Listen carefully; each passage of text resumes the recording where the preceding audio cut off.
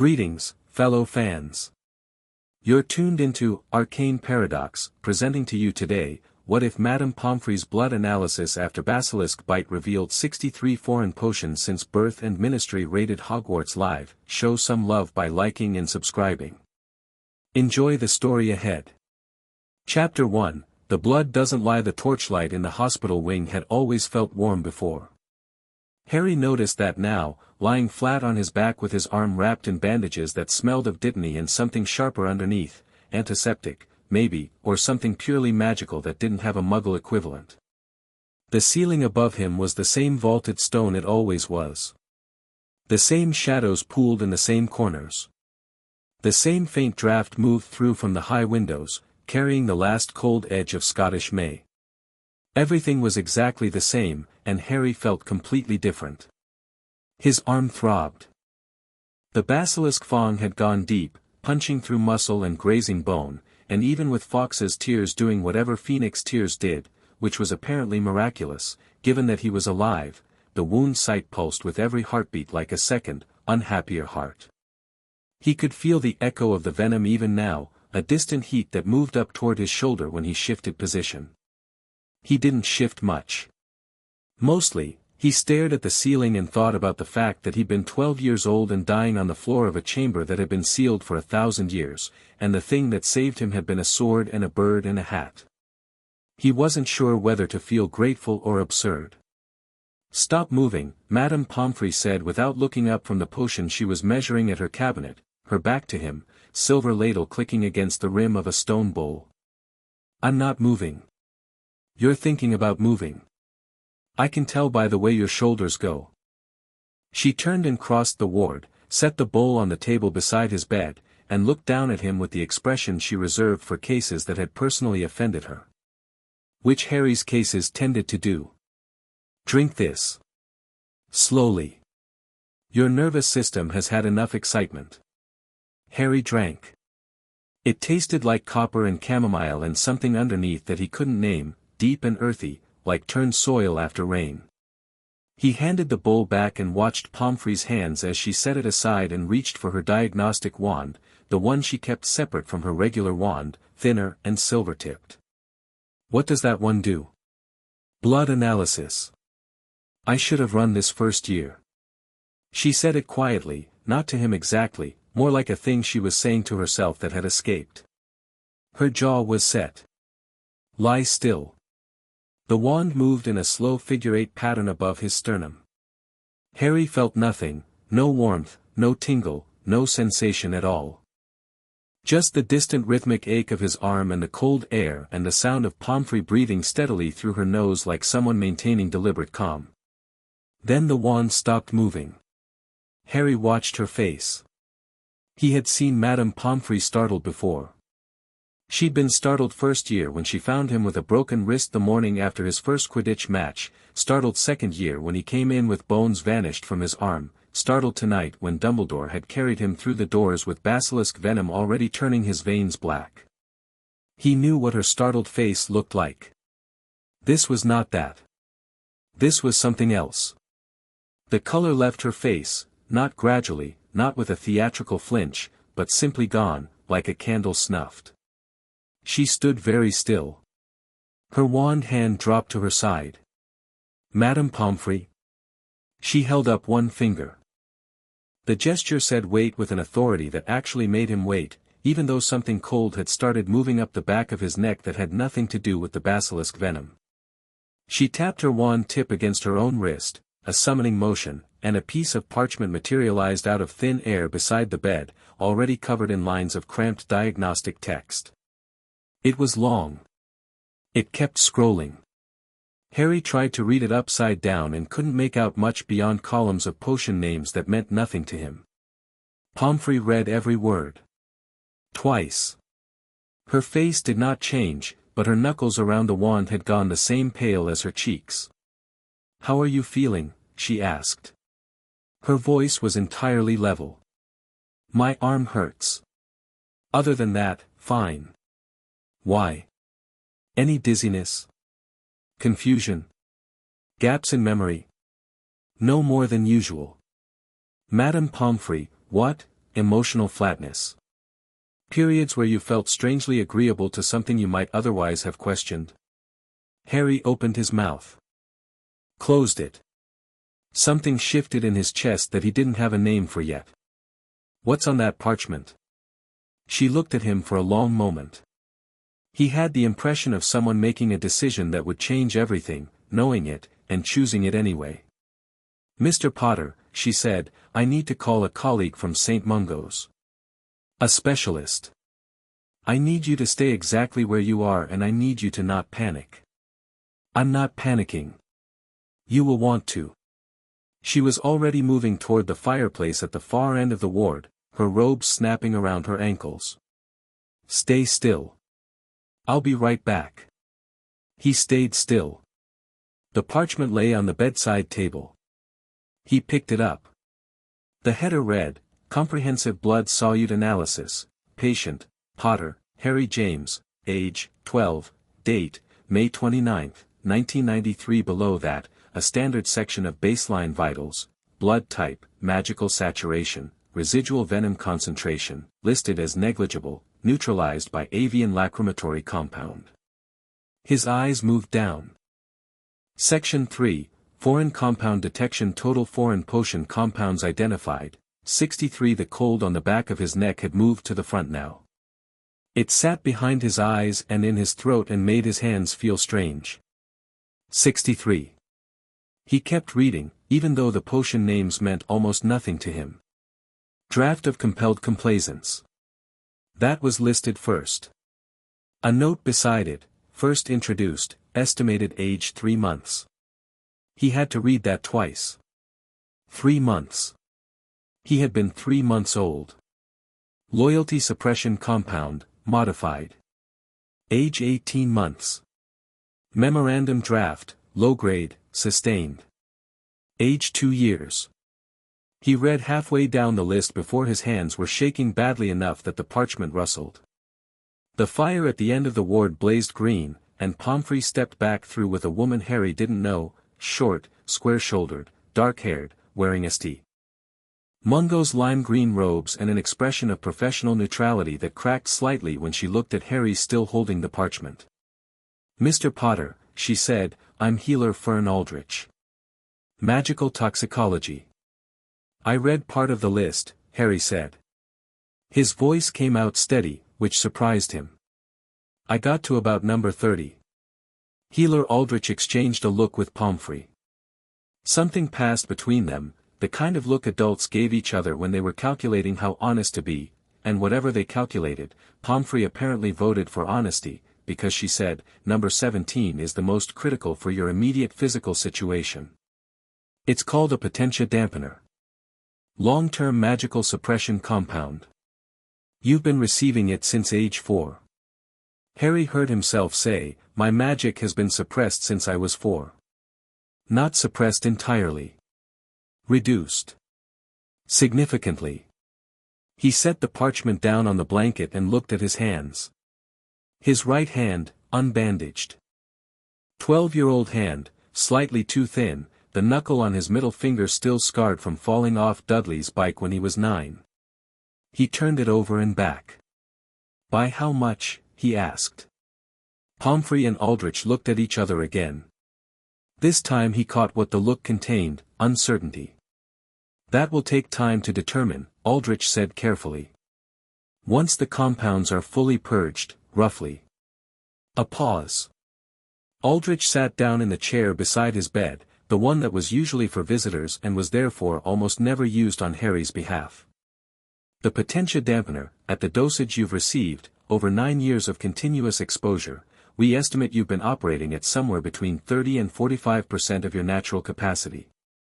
The ward was very quiet. Right, Harry said. He didn't know what else to say, so he just sat with it. 30 to 45%. He thought about Quidditch, about how the other players always seemed slightly less fast, but he never questioned it, just thought he was good. He thought about first-year charms, how spells that seemed to take his classmates multiple attempts came to him on the first try, and he'd felt quietly pleased and chalked it up to luck. He thought about the night he'd faced Quirrell and been desperate enough that something had burst out of him with a heat he'd never felt before or since, or had he? Had he felt the ceiling of it and just not known it was a ceiling? He thought about a green flash and a baby and a curse that should have killed him. Who administered them, he asked. Silence. Someone's been dosing me since I was 3 months old, Harry said, looking between them. Who? Aldrich folded her hands in her lap with the careful precision of someone arranging her thoughts alongside her fingers. That is a question for the answer to the question of what it was for was swallowed by the thing that happened next. Aldrich's wand hand moved involuntarily, not her choice, but reflex, the kind of trained reflex that some spells triggered automatically. The diagnostic parchment in her case bag was glowing orange. Orange was, apparently, significant, because her professional neutrality vanished completely and she was on her feet in one motion. I need to explain something, she said. St. Mungo's requires its healers to carry mandatory reporting wands. Any diagnosis of deliberate long-term poisoning of a minor triggers an automatic alert to the Department of Magical Law Enforcement. Her eyes were on Pomfrey. I cannot stop it. I could not have stopped it from the moment I confirmed the analysis. The alert has already gone. Pomfrey's hand went to her mouth. How long, she asked. 20 minutes, perhaps less, before the first response team arrives at Hogsmeade. Aldrich was already moving, her lime green robes flashing as she crossed to the cabinet where Pomfrey kept the neutralizing compounds. We need to begin flushing his system now. The compounds are stable right now, but I want them out before the hospital wing doors opened. Not dramatically. Not with a bang or a burst of light. They just opened, because Albus Dumbledore didn't need dramatic entrances, his mere presence in a doorway generated its own gravity.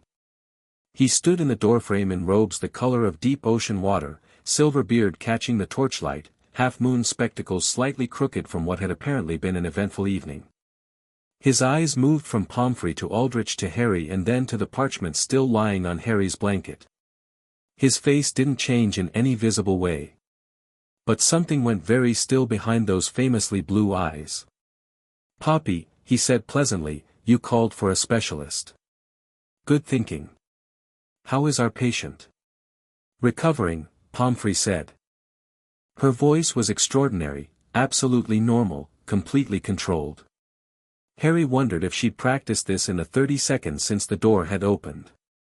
Healer Aldrich has been very thorough. Wonderful. Healer Aldrich, I appreciate your promptness. He was walking now, moving between beds with the unhurried ease of a man who had owned every room he had ever walked into for about a century. Harry, how are you feeling? Informed, Harry said. Something happened around Dumbledore's eyes. The creasing that came with his usual warm near smiles didn't materialize. I see. Did you know? Harry asked. He wasn't yelling. His voice was perfectly flat, which felt strange to him. He would have expected yelling, but the flatness was the truest thing his voice could do right now. About the potions.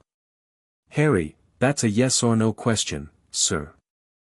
Dumbledore reached the end of Harry's bed and stopped, and for just a moment, just one moment, the width of a caught breath, something that might have been pain moved through his expression. Real pain, not performed. Harry stored that away without deciding yet what it meant. This is not the time, with respect, Aldrich said from across the room, her voice carrying the cool authority of someone who had delivered very bad news to very powerful people before. The ministry will be here in approximately 17 minutes. That makes this exactly the time. The silence that followed was different from the silences before it. This one had weight. This one was composed of every unsaid thing in the room pressing against the walls. Dumbledore removed his spectacles. Cleaned them. Put them back on. All of this took perhaps 4 seconds, and in those 4 seconds Harry watched him and felt something he hadn't expected to feel, not rage, exactly, though the rage was there, banked and very hot. He felt clear. Clarified, like water that has been boiled and let to settle. Everything irrelevant had burned away and what remained was simple and true. "I will explain everything," Dumbledore said quietly, "at an appropriate time, in an appropriate—" "You've been explaining things at appropriate times my whole life," Harry said. "Apparently that's part of the problem." Pomfrey made a sound. Not a word, just a sound, quickly controlled. She turned to her cabinet with slightly more force than necessary and began preparing the flush compounds with the focused energy of someone who would commit violence if she stopped moving. Dumbledore looked at Harry for a long moment. Then he said, very quietly, "You've read the list." "Most of it." "Then you know it's more complicated than, I know I'm 12 years old and I've had 63 potions in my blood since before I can remember and one of them has been cutting my magic in half for 9 years, Harry said. "I know whoever has been doing this has had access to me my entire life. I know that the list of people with that access is not very long." He paused. "How complicated does it need to be?" The hospital wing doors opened again. Not Dumbledore this time. Not a professor. 4 people Harry didn't recognize in the deep red official robes of Ministry Aurors, wands out but lowered, moving in the practiced spread of people trained to secure a space first and ask questions after. Behind them, in a different cut of robe, formal, Wizengamot purple trimmed in gold, 2 people who carried themselves like they were the law itself rather than merely representing it. Behind all of them, fussed and pink-faced and slightly out of breath, his lime green ministry visitor's badge askew on his chest, Cornelius Fudge. The Aurors fanned out. One of them, tall, dark-skinned, with the efficient movements of someone who had spent years learning to look relaxed while being absolutely ready, spotted Harry in the bed and moved toward him first, not threateningly, but definitely purposefully. "Mr. Potter. I'm Senior Auror Marcus Thatch, Magical Law Enforcement. Are you the patient?" He said the last part to Aldrich, who confirmed it with a nod. Thatch's eyes moved to the diagnostic parchment on Harry's blanket and his expression did something quick and careful. "Has he been briefed?" "I briefed myself," Harry said, picking up the parchment and holding it out. "I can read." Thatch took it. Scanned the header. His jaw tightened almost imperceptibly. He passed it to one of the Wizengamot observers, a thin, hawk-nosed woman with steel-gray hair who read it with the rapid precision of someone used to processing information at speed and making decisions with it. 63 compounds, she said. Her voice was like flint. "Healer Aldrich, you confirmed this personally?" "I did, Madam Marchetti. Onset at 3 months of age." "Confirmed." Marchetti looked at Harry. He looked back.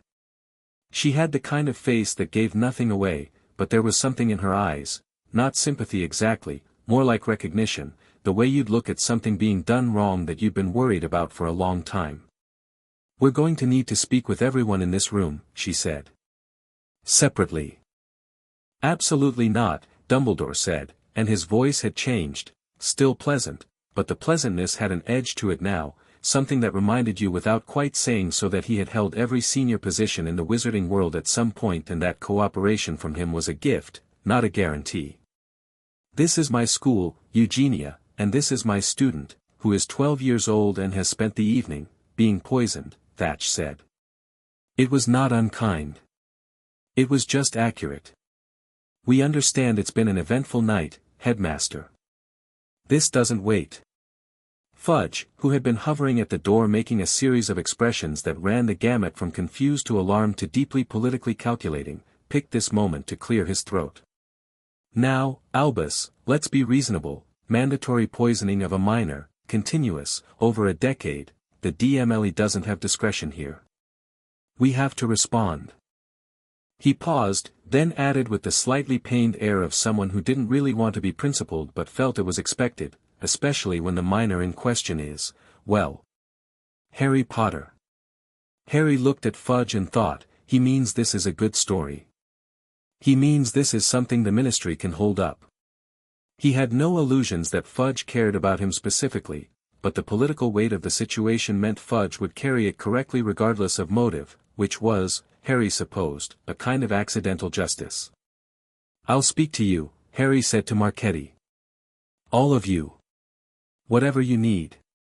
Harry, Dumbledore said, something in his voice that was almost a warning and almost a plea. You should have representation present before. I haven't done anything wrong, Harry said. He looked at Dumbledore steadily. I don't need someone to speak for me. There was a quality to that silence that was different from all the others. Pomfrey had turned from her cabinet to watch. Healer Aldrich's hands had stilled over the flush preparation. The Aurors were very professionally not reacting. Dumbledore, for perhaps the first time in Harry's experience of him, looked old. Not physically, he always looked old, in the permanent silver way of someone who had long since finished the process and arrived at something timeless. But now he looked old in a different way. Tired. The kind of tired that comes from a very long plan running into a wall it had not accounted for. Very well, he said softly. Marchetti directed 2 of the Aurors to stay with Harry and sent the others to begin securing the hospital wing for interviews. Thatch pulled a chair to Harry's bedside with the no-fuss efficiency of someone who had done this 100 times in worse settings. I want to be clear, Thatch said, settling into the chair and drawing out a scroll and a quick quotes quill that looked far less sly than the one Harry had heard Rita Skeeter used. This one was plain black and weighted with professional patience. This interview is a witness statement. You are not being charged with anything. You are not a suspect. You are a victim. Anything you say tonight is to help us understand what has happened to you. Do you understand? Yes. Good. Thatch's expression was calm and direct. Start wherever feels right. We have time. Harry thought about that for a moment, start wherever feels right, and found that the place that felt right was, surprisingly, not the Chamber of Secrets, or the Dursleys, or even tonight. The place that felt right was a single line from the parchment, the one that had lodged in his chest like a splinter the moment he'd read it. It says on the list, Harry said, that the Potentia dampener was introduced at age 4. My first accidental magic incident that I know about was when I was 5. I grew my hair back. The Dursleys cut it and the next morning it was back. He paused. I always thought it was just funny. Harmless. But if I'd been suppressed for a year before that, what I could do at 5 was already reduced. What I did before the Dursleys got the potion was probably, he stopped. Take your time, Thatch said. I'm fine, Harry said. He took a breath. I'm just doing the maths. And he was. He was sitting in the hospital wing at 12 years old with phoenix tear residue still drying in the fabric of his school robes and basilisk venom cooling in his bloodstream, and he was doing the maths, and the maths were very straightforward, and what they added up to was a theft that had been ongoing since before his first memory. From behind Thatch's shoulder, across the ward, he saw Madam Pomfrey watching him. Her face was doing something that was not going to be permitted to become visible, very firmly, because she was Madam Pomfrey and she did not do visible emotion in the ward, but it was there regardless, a grief on his behalf that was direct and complete and made him feel, oddly, steadier. Someone was angry for him. That helped more than he would have predicted.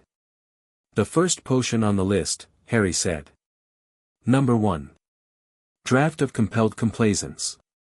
3 months old. He looked at Thatch. What does that one do, exactly? The name suggests something, but I want to know specifically. Thatch glanced at Aldrich, deferring to the expert. Aldrich came to stand at the end of Harry's bed, the flush preparation momentarily paused.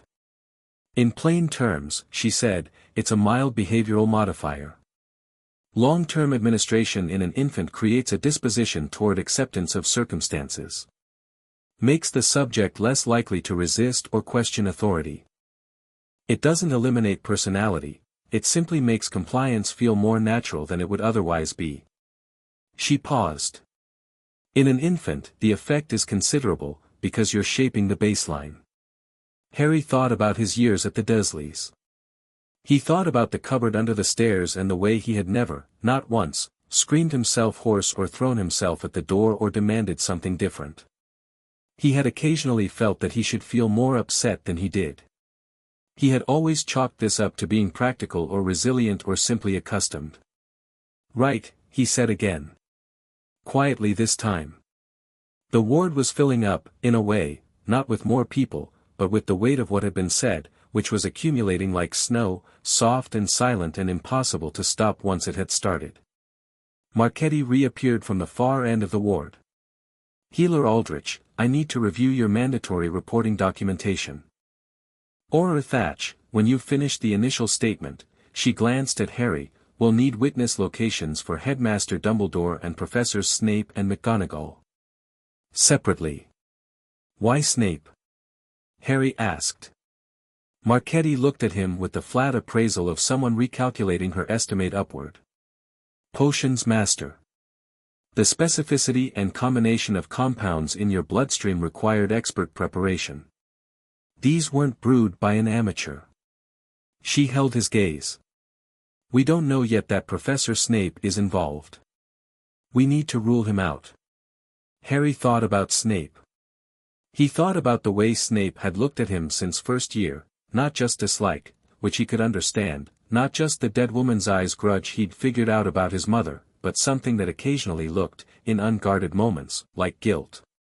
He had always assumed that was about his father.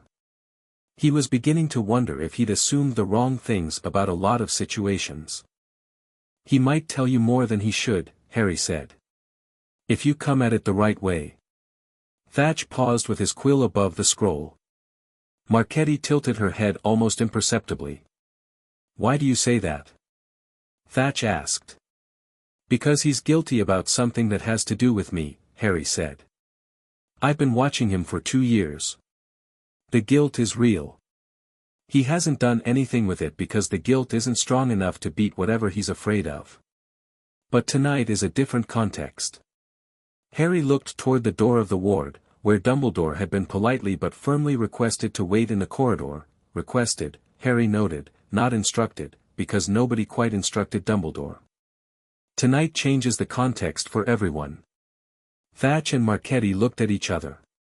Then Marchetti almost smiled, barely, just the corners of her mouth, and walked away. Thatch turned back to Harry. How long have you been this observant? Probably since I was very young, Harry said. It's easier when you don't have a lot of other things to think about. He looked at his hands again, then up at the aura. Can I ask you something? You can ask. The ones who did this. The compulsion ones, the suppressants, what's the charge?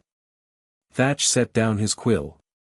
He looked Harry in the eye, which Harry appreciated because adults so often didn't bother. Deliberate, sustained magical poisoning of a minor, that's a Class A offense. If it includes compounds designed to influence behavior or reduce magical capacity, you're looking at magical assault with intent, coercion by potion, and depending on who ordered it and who brewed it, conspiracy.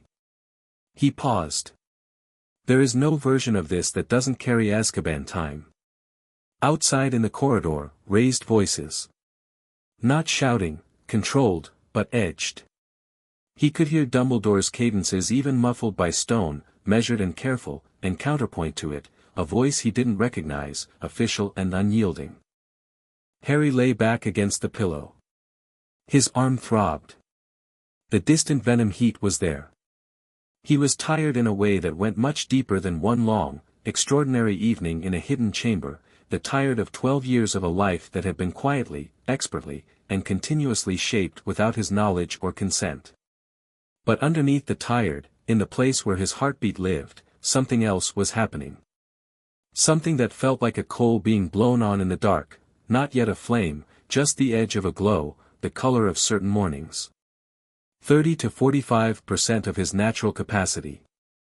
He thought about what he'd been able to do at 30 to 45%, Patronus attempt at 12, wandless magic under pressure, surviving things that killed grown wizards.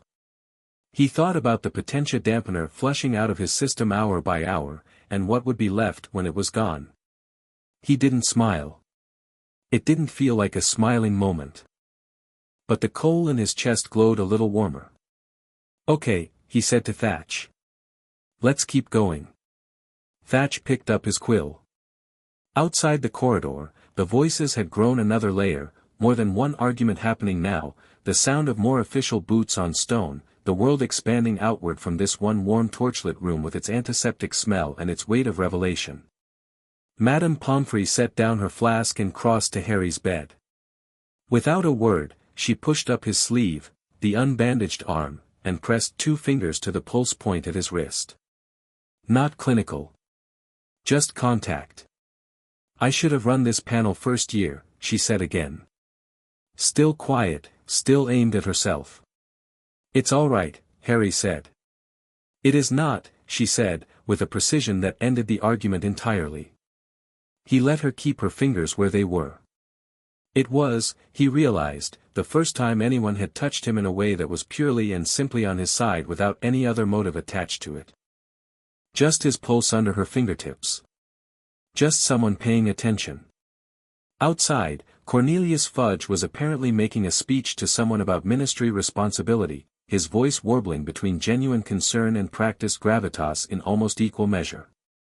One of the aurors by the door shifted his weight and said something quietly into a communication mirror. The night rolled on.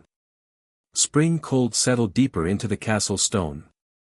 Harry looked up at the torchlit ceiling and said, "How long will the flush take?" Aldrich came back with the compound, a deep blue preparation in a wide-mouthed flask, faintly luminescent. For a complete purge of 63 compounds with 9+ years of accumulated sedimentation. She sat on the edge of the table, considering. We'll start tonight and continue at St. Mungo's under supervision. Full purge, 2 weeks, maybe 3. 2 weeks to 3 weeks to get back what had always been his. And then? Harry asked. Aldrich almost smiled. It was a real one, small, professional, but real. And then we find out what you can actually do, Mr. Potter. From the corridor, clear through the stone, he heard Dumbledore say, "This is not how I intended," and then the other voice, cutting across, unimpressed, final. Harry thought about 63 potions. 3 months old. 9 years of dampened magic. A life that had been the shape of a life chosen for him. He thought about the parchment, still lying on his blanket, its columns of evidence quiet and damning and real. He thought about what intended meant, and whether intentions were any kind of answer at all. He picked up the parchment, folded it carefully, and tucked it under his pillow. "All right," he said to Thatch, and his voice was steady and clear and entirely his own. From the beginning. Chapter 2, 63 counts. The corridor outside the hospital wing had become a war room. Harry could hear it through the doors even while Thatch was finishing his notes, the clipped, overlapping voices of people who each believed their authority was the most relevant authority in the building. Fudge's warbling tenor. The flat, professional responses of ministry officials. And underneath it all, Dumbledore's voice, still measured, still melodic, but carrying a particular quality Harry had never heard in it before, the quality of a man who was accustomed to controlling situations discovering that this one had moved outside his reach. Thatch rolled his scroll, tapped it sealed, and stood. "We'll continue the formal statement tomorrow, Mr. Potter. Tonight you rest and let Healer Aldrich begin the flush." "Before you go," Harry said, "there's something I want you to know." Thatch paused. "Whatever Dumbledore tells you tonight, and he'll tell you something, because he always does, he's very good at it, I want you to notice which questions he answers and which ones he redirects." Harry held the auror's gaze. "He doesn't lie. But the space between what he says and what you asked is where the actual information is." Thatch looked at him for a moment, and whatever calculation was happening behind the auror's eyes resolved into something that wasn't quite a smile but was adjacent to it. "That is an unusually sophisticated piece of advice from a 12-year-old. I've had 2 years of practice," Harry said. "And apparently 9 years of pharmaceutical assistance in being agreeable. Without that, I expect I'd have figured it out sooner." Thatch left.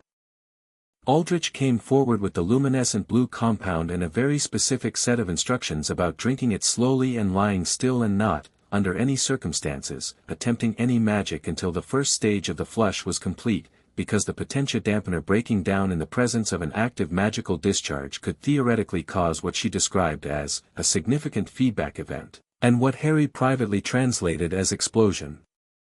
He drank the first dose slowly, as instructed, and immediately felt nothing, which Aldrich assured him was correct, that the first stage was purely at the cellular level, and that he would likely notice a warming in his extremities by morning and something more substantial within 48 hours.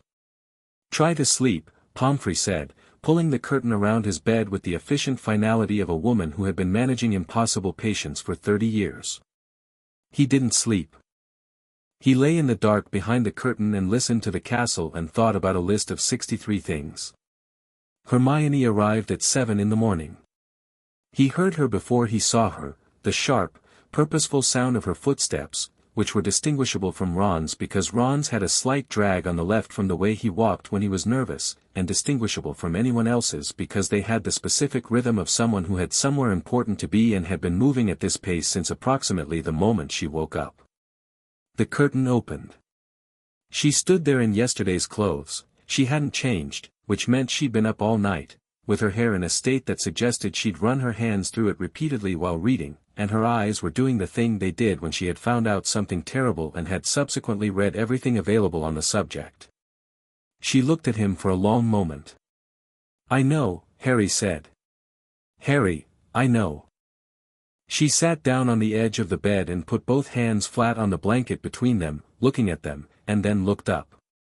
Her voice, when it came, was very careful and very controlled and vibrating with something underneath the control that was enormous and hot. 63. 63. Since you were 3 months old. Since I was 3 months old. Hermione pressed her lips together. Breathed through her nose. The draft of compelled complaisance, she said, and the fact that she'd already looked it up and learned the name confirmed that she'd spent some portion of the night in the library. I read about it. It's technically illegal. It's been controlled since 1971 because of what they did with it during the early Voldemort years.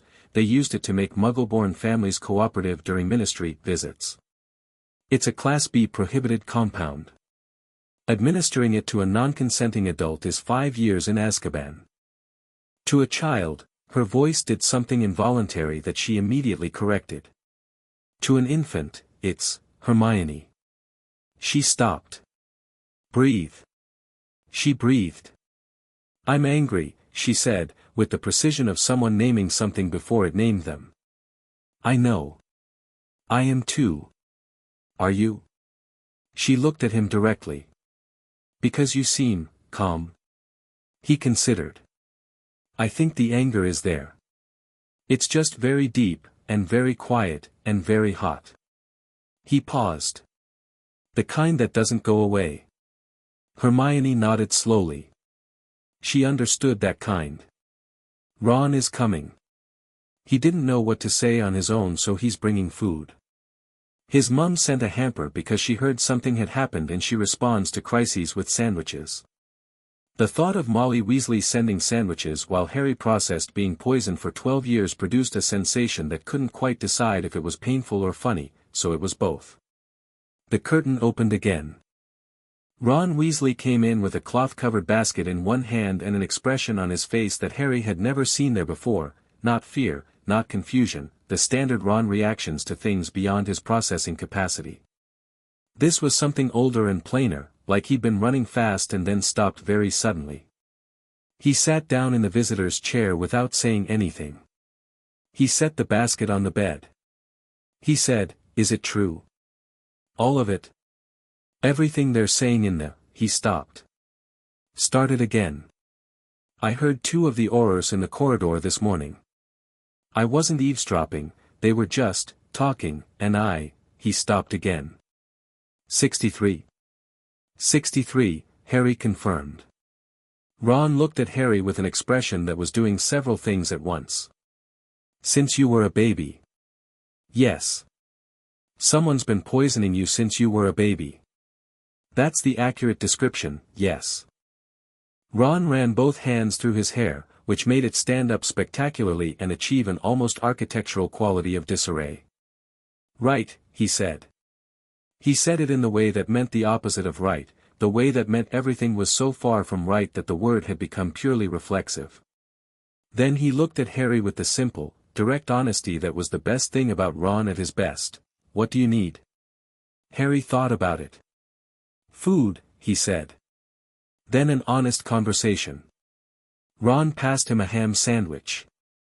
The honest conversation involved Hermione explaining everything she'd researched, which was extensive, and Ron asking clarifying questions with the expression of someone who was angry and trying to make sure his anger was aimed correctly before he deployed it.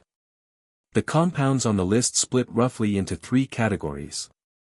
The behavior modification group, the compelled complaisance and its relatives, compounds designed to sand down the edges of resistance, make authority feel comfortable, make compliance feel natural. The memory group, low-grade memorandum drafts that didn't erase memories but softened them, made them feel less urgent, less emotionally present, like photographs fading rather than vivid experience.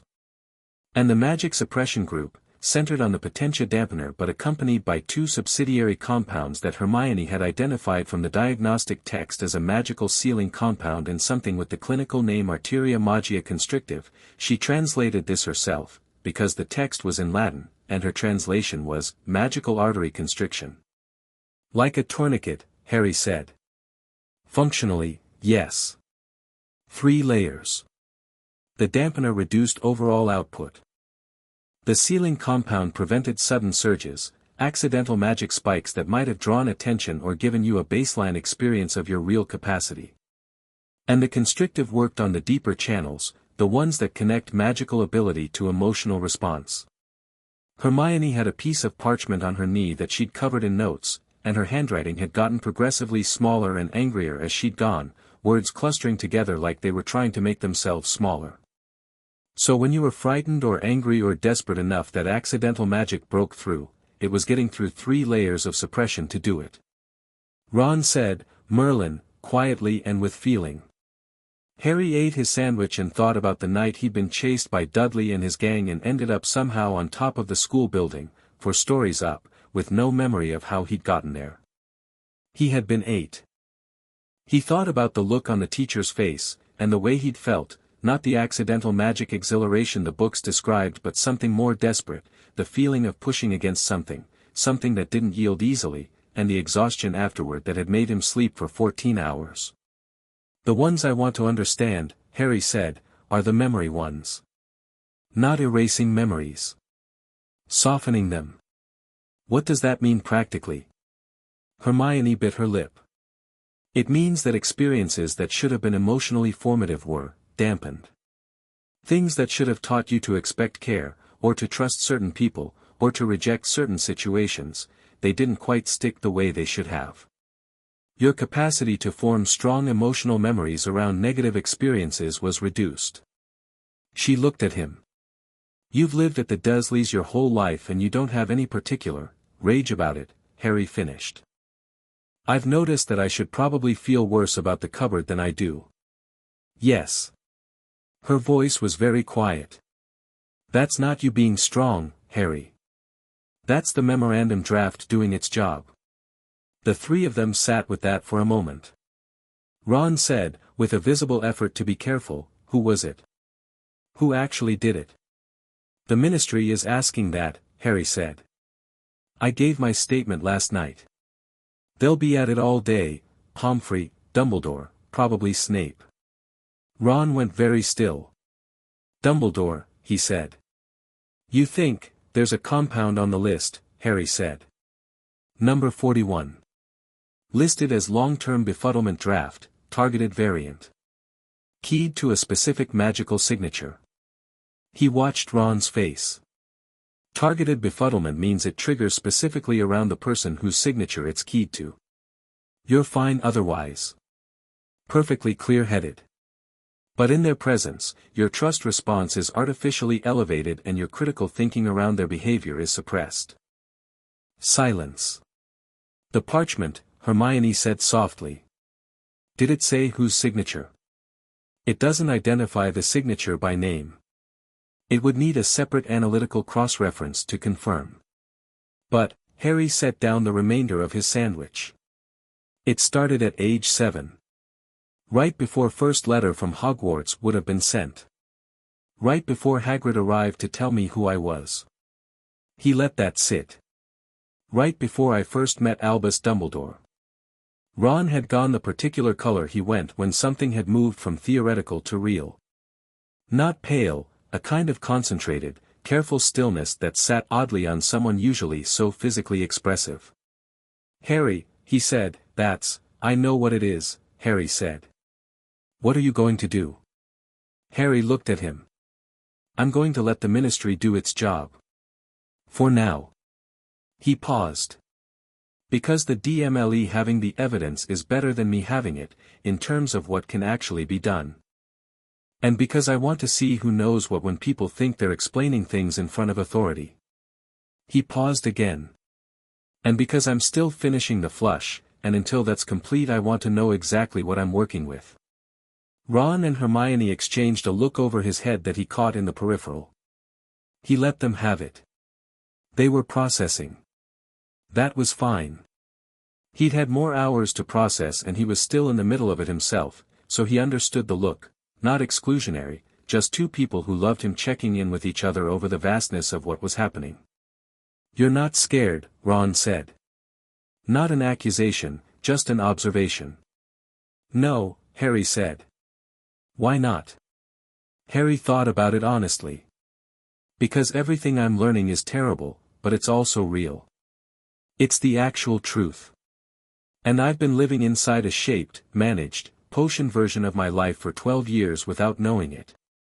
He looked at his hands, both of them this time, the bandaged arm raising stiffly, and flexed his fingers. Whatever the real version is, even if it's harder, at least it's mine. They came for Snape at 9:30. Harry knew because he heard it, the Auror's footsteps were recognizable by now, the particular cadence of official business, and Snape's door was at the far end of the corridor, and voices carried differently at this time of morning when the students were at breakfast and the halls were largely empty.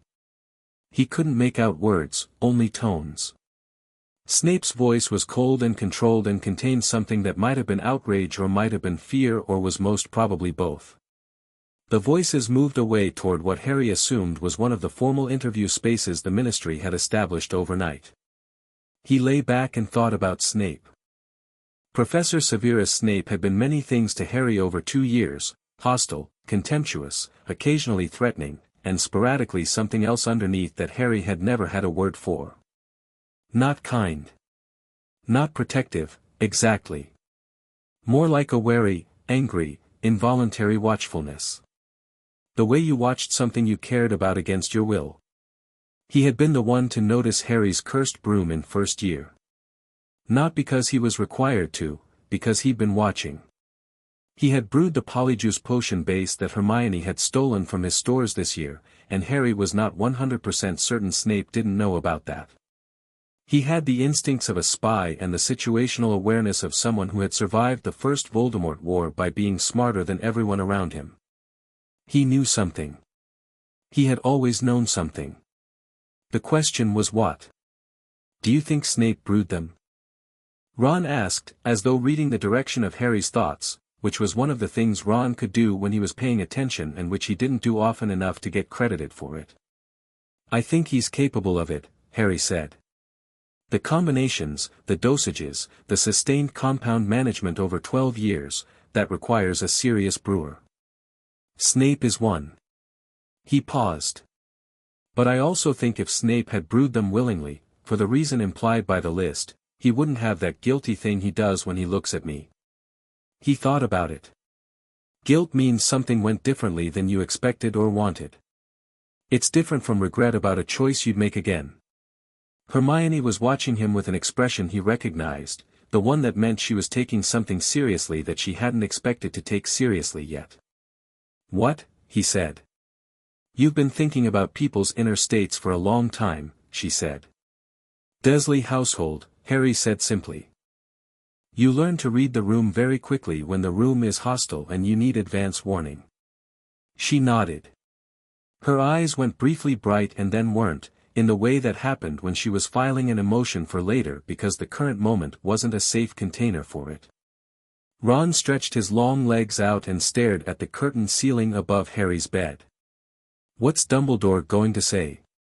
Something true that doesn't fully answer the question, Harry said. How do you know? Because it's what he always does, and last night was the first time the consequences of doing it had anyone with actual authority in the room. Harry shifted, adjusted the bandaged arm. Last night he said he would explain everything. Not that he would explain everything to the Ministry, or to Madam Pomfrey, or to Auror Thatch. Just, the promise of explanation, held out like a lantern you're allowed to walk toward but never quite reach. He looked at Ron. I've been walking toward that lantern since September of first year. What do you think he'll say when they actually corner him? I think he'll tell them about the prophecy, Harry said. Ron and Hermione both went still. You know about the prophecy? Hermione said. I know there is one. I don't know what it says. But I know that Dumbledore has been treating my life like a chess piece in a game with very high stakes, and the thing that turns a person into a chess piece in someone else's game is a prophecy. He paused. Or love, but that's usually a different kind of manipulation. You can't know that for certain, Hermione said, with the tone of someone saying something because it needed to be said rather than because she believed it. No, Harry agreed. But I notice I've never been told about it. And I notice that I've been dosed with a targeted befuddlement compound keyed to his magical signature since I was 7. And I notice that he has explained, over 2 years, exactly enough to make me feel guided and cared for while never once giving me information that would let me make an independent choice. He said this without heat. It wasn't an explosion. It was just the truth, laid out quietly, item by item, like the inventory it was. Hermione was looking at the blanket. Her jaw was set and her eyes were doing math that she hadn't asked to be doing. Ron said, What happens now? To him, I mean. What are the consequences? The Ministry. The door of the hospital wing opened and Madam Pomfrey's footsteps came through, and with them, a voice Harry hadn't expected. Eugenia Marchetti, the hawk-nosed Wizengamot observer, appeared around the curtain without bothering to knock. She looked at Ron and Hermione with the brief professional assessment of someone cataloging who was present. Mr. Potter, she said. I'd like you in the formal interview space in 30 minutes. There are some developments. She glanced at Hermione. Miss Granger. Mr. Weasley. You're welcome to wait here. The way she said it made clear they were welcome to wait here in the sense that they were not welcome to come along. What developments? Harry asked. She looked at him for a beat. Then, apparently making the same calculation Pomfrey had made last night, voted for honesty.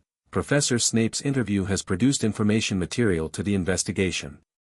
We would like your response to it. Did he give you names? Her expression flickered. Just slightly. 30 minutes, she said, and left. Hermione had a hand pressed to her mouth. Ron was sitting straight up in his chair. He gave them names, Hermione said. He gave them something, Harry said. He was already pushing the blanket back. Pomfrey's going to fight me on moving. She's going to fight you on everything, Ron said. You're 12 and you were just bitten by a 1,000-year-old snake. I'm fine, Harry said, and swung his legs over the side of the bed, and stood, and found that this was largely true, sore, heavy-limbed from the flush preparation, a deep muscular ache in his bitten arm, but functional. He was functional. Pomfrey appeared at the curtain the moment both feet hit the floor, as though she had a proximity spell on him, which Harry was beginning to suspect she did. You are not, she began. I need to be in the interview space in 30 minutes, Harry said. I'll use a wheelchair if you need me to. I'll have Auror escort. I'll take whatever you want to give me for the pain. But I'm going. Pomfrey looked at him. She had the expression of a woman who had decided something last night and hadn't moved off it. Her hands went to the supply cabinet with the brisk finality of someone choosing their battles. You'll take the pain relief compound, the secondary antivenom, and you will be back in this bed within 2 hours. Deal. She was at his side with the compounds in 40 seconds flat, her movements quick and a little more gentle than the situation strictly required. While he drank the anti-venom, which tasted like pepper and regret, she checked the bandage on his arm with hands that were impersonally professional and somehow simultaneously the opposite of that. "I want you to know," she said quietly, while Hermione and Ron were having a low-voiced conversation on the other side of the curtain, "that what I missed, the panel, first year, before," she stopped. "There is no medical justification for my not running comprehensive blood work on a child who arrived at this school with a documented history of unusual magical development. I should have done it. I am going to have to carry that." Harry looked at her. "You're running it now," he said. "And you called Aldrich. And you didn't try to sit on it for the sake of institutional peace, which I suspect some people in your position would have." He held her gaze. "That's not nothing." She pressed her lips together very briefly. "Go," she said. "I'll be there in 90 minutes to bring you back regardless of what's happening." He went. The formal interview space was Professor Flitwick's classroom on the 3rd floor, cleared of its desks and reconstituted as something approximating an Auror field office, 2 long tables, a Wisingamot seal projected on the stone wall via some kind of enchanted projection charm, enough official chairs to seat 12 people uncomfortably and 8 people adequately. Thatch was there. Marchetti. A 3rd ministry official Harry hadn't met yet, older, broad-shouldered, with the specific kind of military stillness that meant senior Auror or hit wizard, introduced as Commander Orrin Vance, Investigations Division. And on the far side of the room, separate from the ministry officials by a precise 3 feet of deliberate space, Severus Snape. Snape looked, Harry thought, like a man who had made a decision in the middle of the night and was currently discovering the full weight of what the decision cost. His face was its usual arrangement, pale, controlled, expression offering nothing, but his hands on the table were still in a way that wasn't natural, the stillness of effort rather than calm. He looked at Harry when Harry came in. Harry looked back. Something passed between them that wasn't forgiveness and wasn't accusation and wasn't quite anything Harry had a name for yet, a mutual acknowledgement, maybe, of a situation neither of them had chosen and both of them were now inside. Harry sat down. Vance leaned forward. "Mr. Potter, we've asked you here because Professor Snape has provided information this morning that we want to confirm against your own account. I want to be clear that Professor Snape is cooperating voluntarily and fully with this investigation." Vance's voice was even and substantial, the kind of voice that had spent decades in rooms where things mattered. "He has admitted knowledge of some of the compounds in your bloodstream." Harry didn't look at Snape. He looked at Vance. "Which ones?" "The magical suppression group," Snape said. Snape's voice in this context was different. Harry had heard it cold and contemptuous and precisely measured for maximum effect in the classroom. This was none of those things. This was the voice of a man who had decided to be honest about something that honesty was going to cost him and was proceeding with a kind of grim, deliberate care. The potentia dampener, the sealing compound, and the arteria constrictive. Snape's eyes were on the table. "I was aware they had been introduced. I did not brew them. I was told what they were and I did not report them." He paused. "That is the extent of my participation." "Why didn't you report them?" Marchetti asked. The pause before Snape answered was very long. Not evasive, internal. The pause of someone choosing between multiple true answers for the one that was most accurate. "Because I was told they were temporary. That they served a protective purpose." Another pause. "Because I was not in a position to question the source, at the time." "Who was the source?" Vance asked. Snape's eyes came up for the first time since Harry had entered the room, and they met Harry's with the specific quality of a man who had spent 2 years doing something complicated around a person he owed a truth to, arriving at the moment of the truth, and finding it both easier and harder than expected. He said, "The headmaster." The room was very still. "Albus Dumbledore told you these compounds had been introduced into Harry Potter's blood and that you should not report it," Vance said. "Yes. When? Before Potter's first year. I was summoned to the headmaster's office in July of 1991 and told that Potter had been receiving a series of protective potions since infancy, that they served his long-term safety in ways that were complex to explain, and that my awareness of them as potions master was necessary so I could ensure no counteracting compounds were administered inadvertently. Snape's hands on the table were still very still. I accepted this framing. I should not have. Harry let that sit for a moment. The hot coal in his chest that had been glowing since last night was doing something different now, not bigger, just different in quality, like it had moved from coal to something cleaner burning. He said they were protective, Harry said. Yes. Did you believe him? Snape's jaw worked. I believed him to be acting in what he considered your best interests. Whether that constitutes believing him, he stopped. He is persuasive. And I was not, I did not have the context then that I have now. What's the context now? Snape looked at him with the expression of a man who had arrived somewhere he'd been avoiding arriving at for a very long time. The full list, he said. The behavior modification compounds. The targeted befuddlement. Those were not what I was told existed. His voice tightened slightly, but it was not directed at Harry, it was directed inward. I was told suppression compounds only. For your protection. Not, he stopped again. Not the others. Harry heard the thing underneath the words, I did not know it was this. He weighed that. He turned it over. He didn't fully know what to do with it yet, so he filed it honestly. It was real, it was meaningful, it was not enough, not by itself, and he could hold all three of those things simultaneously without resolving them. You should have asked more questions, Harry said.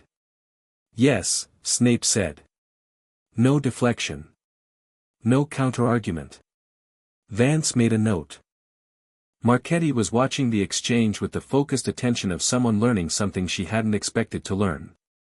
Professor Snape, Thatch said, do you know who did brew these compounds?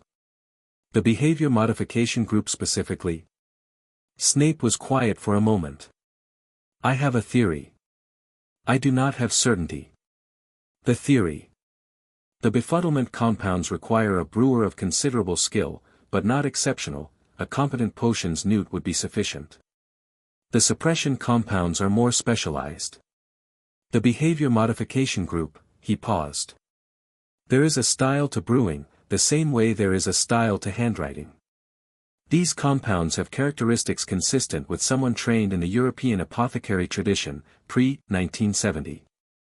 The specific stabilization methods used in the memorandum draft are a technique I've seen in one published method, a monograph from 1967 by Horace Slughorn.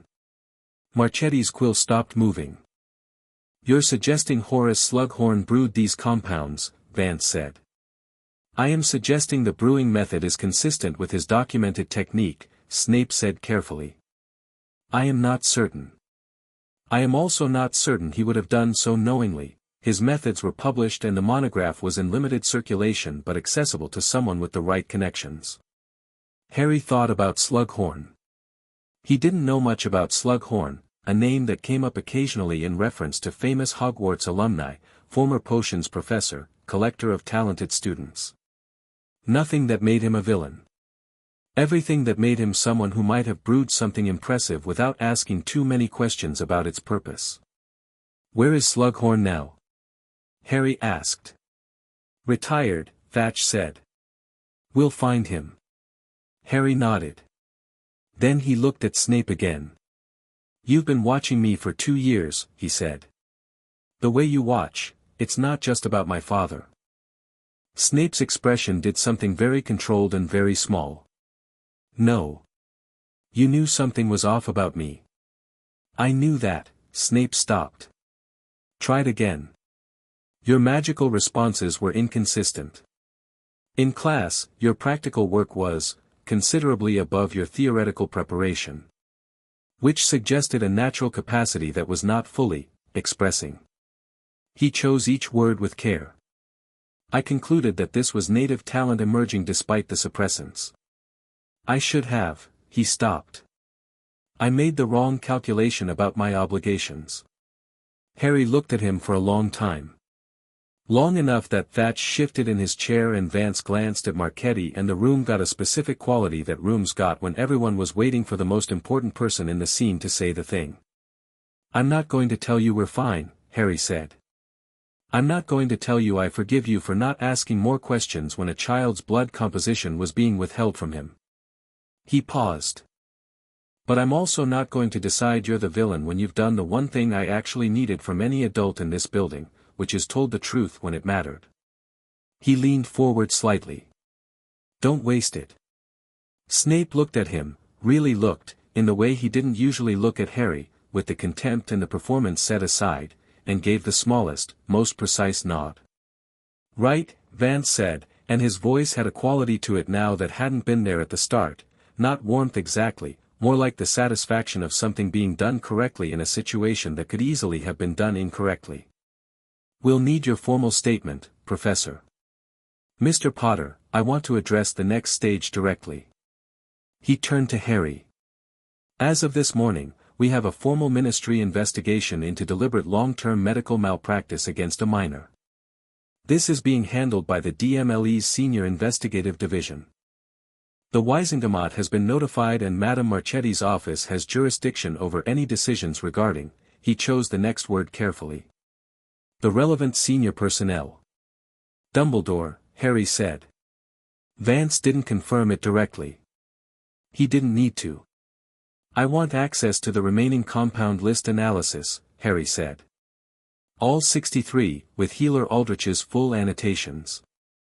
I want a copy as the patient. That's your legal right under healer-patient regulation, Aldrich confirmed from just inside the door, where Harry only now noticed she'd been standing for the last 10 minutes. I'll prepare it. Thank you. Harry stood. Is there anything else you need from me today? Marchetti spoke, one thing. The targeted befuddlement compound on the list. We need to cross-reference it against Headmaster Dumbledore's magical signature. That requires his cooperation, or a Wisengamot order. Which one are you seeking? A pause. We've applied for both, she said. Harry looked at her. She looked back. Good, he said.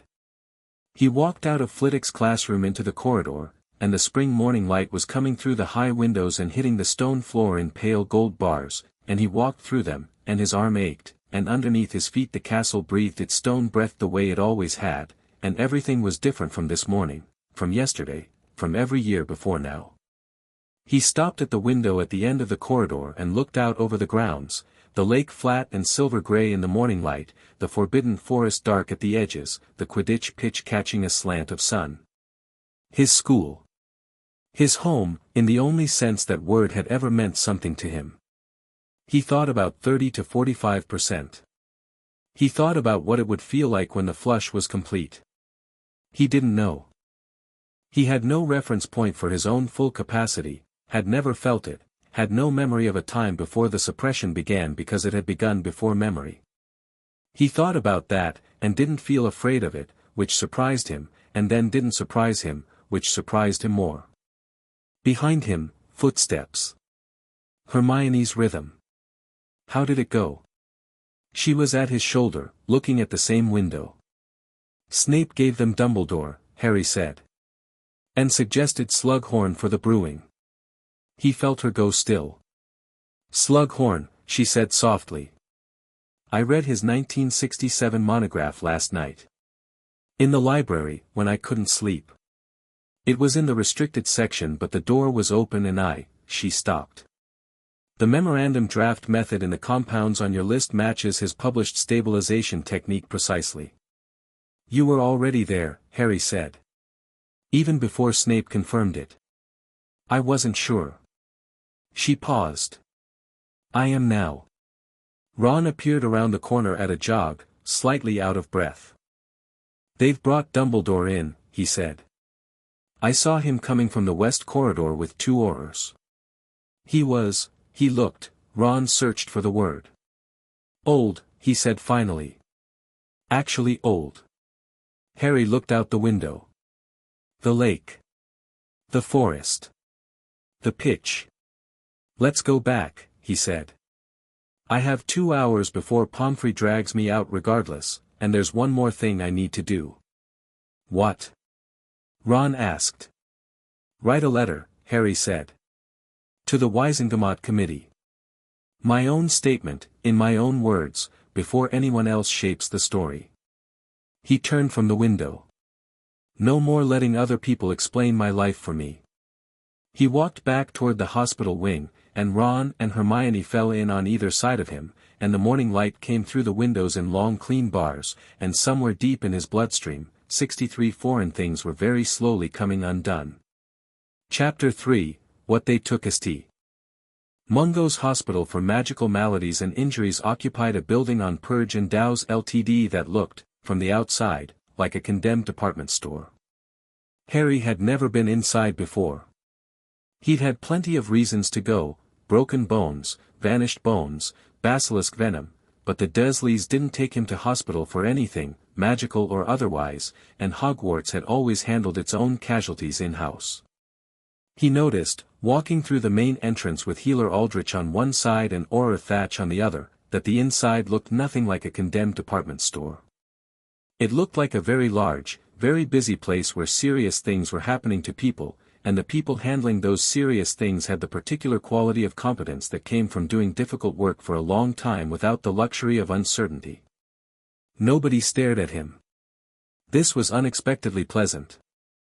The creature-induced injuries ward was on the 4th floor, and the purging suite, a set of 3 connected rooms set aside for long-term compound removal, was at the end of a corridor that smelled of fresh linen and something medicinal and bright, like eucalyptus translated into a potion. Aldrich had prepared the space the previous evening. There was a proper bed, which Harry sat on without being told to, and a window that looked out over a narrow London alley that managed, in the grey May morning, to look almost interesting. Pomfrey had fought the transfer to St. Mungo's with everything she had. Harry in a proper medical facility rather than her hospital wing felt, he suspected, like an indictment of her oversight, and she was not a woman who accepted indictments gracefully. She had lost the argument because Aldrich had the ministry's weight behind her and because Harry had said, simply, that he wanted to go, and Harry's preferences had taken on a particular gravity in the last 24 hours that was new and would apparently need to be reckoned with. Pomfrey had come anyway. She was sitting in the chair in the corner of the purging suite with her medical bag on her lap and an expression that dared anyone to suggest she leave. Nobody suggested it. The purging process was not dramatic. This was both a relief and, unexpectedly, a source of frustration. Harry had imagined something commensurate with the revelation, something physical and visible that matched the scale of what had been done. Instead, it was slow. Aldrich administered a series of compounds at precise intervals, the counteragents to each potion group, introduced in reverse order of the compound's introduction to create what she called a clean removal sequence. The first series targeted the behavior modification compounds. The second would address the memory group. The magic suppression group last, because removing the ceiling before the lower compounds were cleared would, in Aldrich's words, create a pressure event you would find very uncomfortable. Harry lay back and felt nothing in particular for most of the first morning. Small things, maybe, a faint warmth that moved through him in waves, an occasional sensation behind his eyes like something being gently rearranged, a tiredness that came and went in long slow tides. He slept through 2 hours of the afternoon without meaning to, which Aldrich said was normal and Pomfrey said was good and which Harry experienced as the most complete sleep he could remember having, dreamless and deep, like falling into something that wasn't dark but simply absent.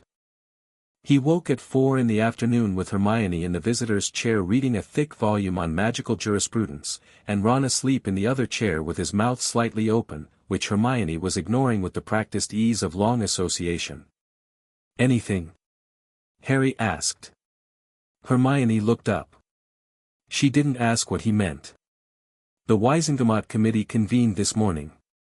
Marchetti submitted the formal investigation brief. They've served Dumbledore with a mandatory attendance order, not an arrest. He's not been charged yet, but he has to appear before the committee within 10 days and give full testimony. She set the book on her knee, keeping her finger in the page. And the prophet has it. Harry processed this. How? I don't know for certain, but I'd guess the aura deployment at Hogwarts last night was visible enough that someone talked.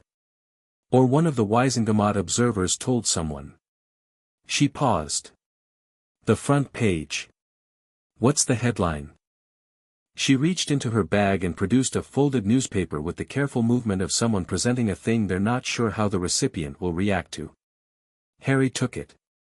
Boy who lived, poisoned from birth. Screamed the headline in letters that took up most of the front page above the fold. Below it, a photograph of Harry from second year that he didn't remember being taken, looking up from a Quidditch pitch with wind-blown hair, and below that, in slightly smaller letters, 63 illegal compounds found in Potter blood, Ministry raids Hogwarts, Dumbledore called to account. The byline was not Rita Skeeter.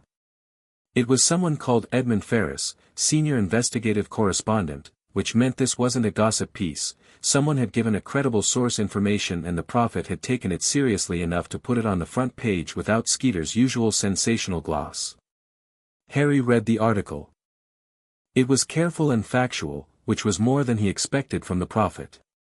It named the compound classes without identifying all 63 individually. It named the mandatory ministry reporting mechanism. It did not name Dumbledore explicitly as a suspect but contained a sentence that read, "Sources close to the investigation indicate that the Hogwarts headmaster has been asked to submit to formal testimony regarding his knowledge of the compound's administration, which achieved the same effect while remaining technically defensible." How is the wizarding world reacting? Harry asked, folding the paper. I've had 6 owls since this morning, Hermione said. From people I've barely spoken to. Everyone wants to know if it's true. She paused. I wrote back to precisely none of them. Ron startled awake in his chair with the guilty jerk of someone trying to look like they hadn't been asleep. Is there food? He asked, then looked at Harry. You're awake. Is it working? Aldrich says it's working, Harry said. I can't feel it much. What can you feel? Harry considered being diplomatic and then decided, on balance, against it. Different, he said. Like someone is very slowly removing something from my ears that I didn't know was there. Like sounds are, not louder, but more distinct. Things are a bit more, he stopped, frustrated with the inadequacy of language. Present, he said finally. Things are more present. Ron looked at him with wide eyes.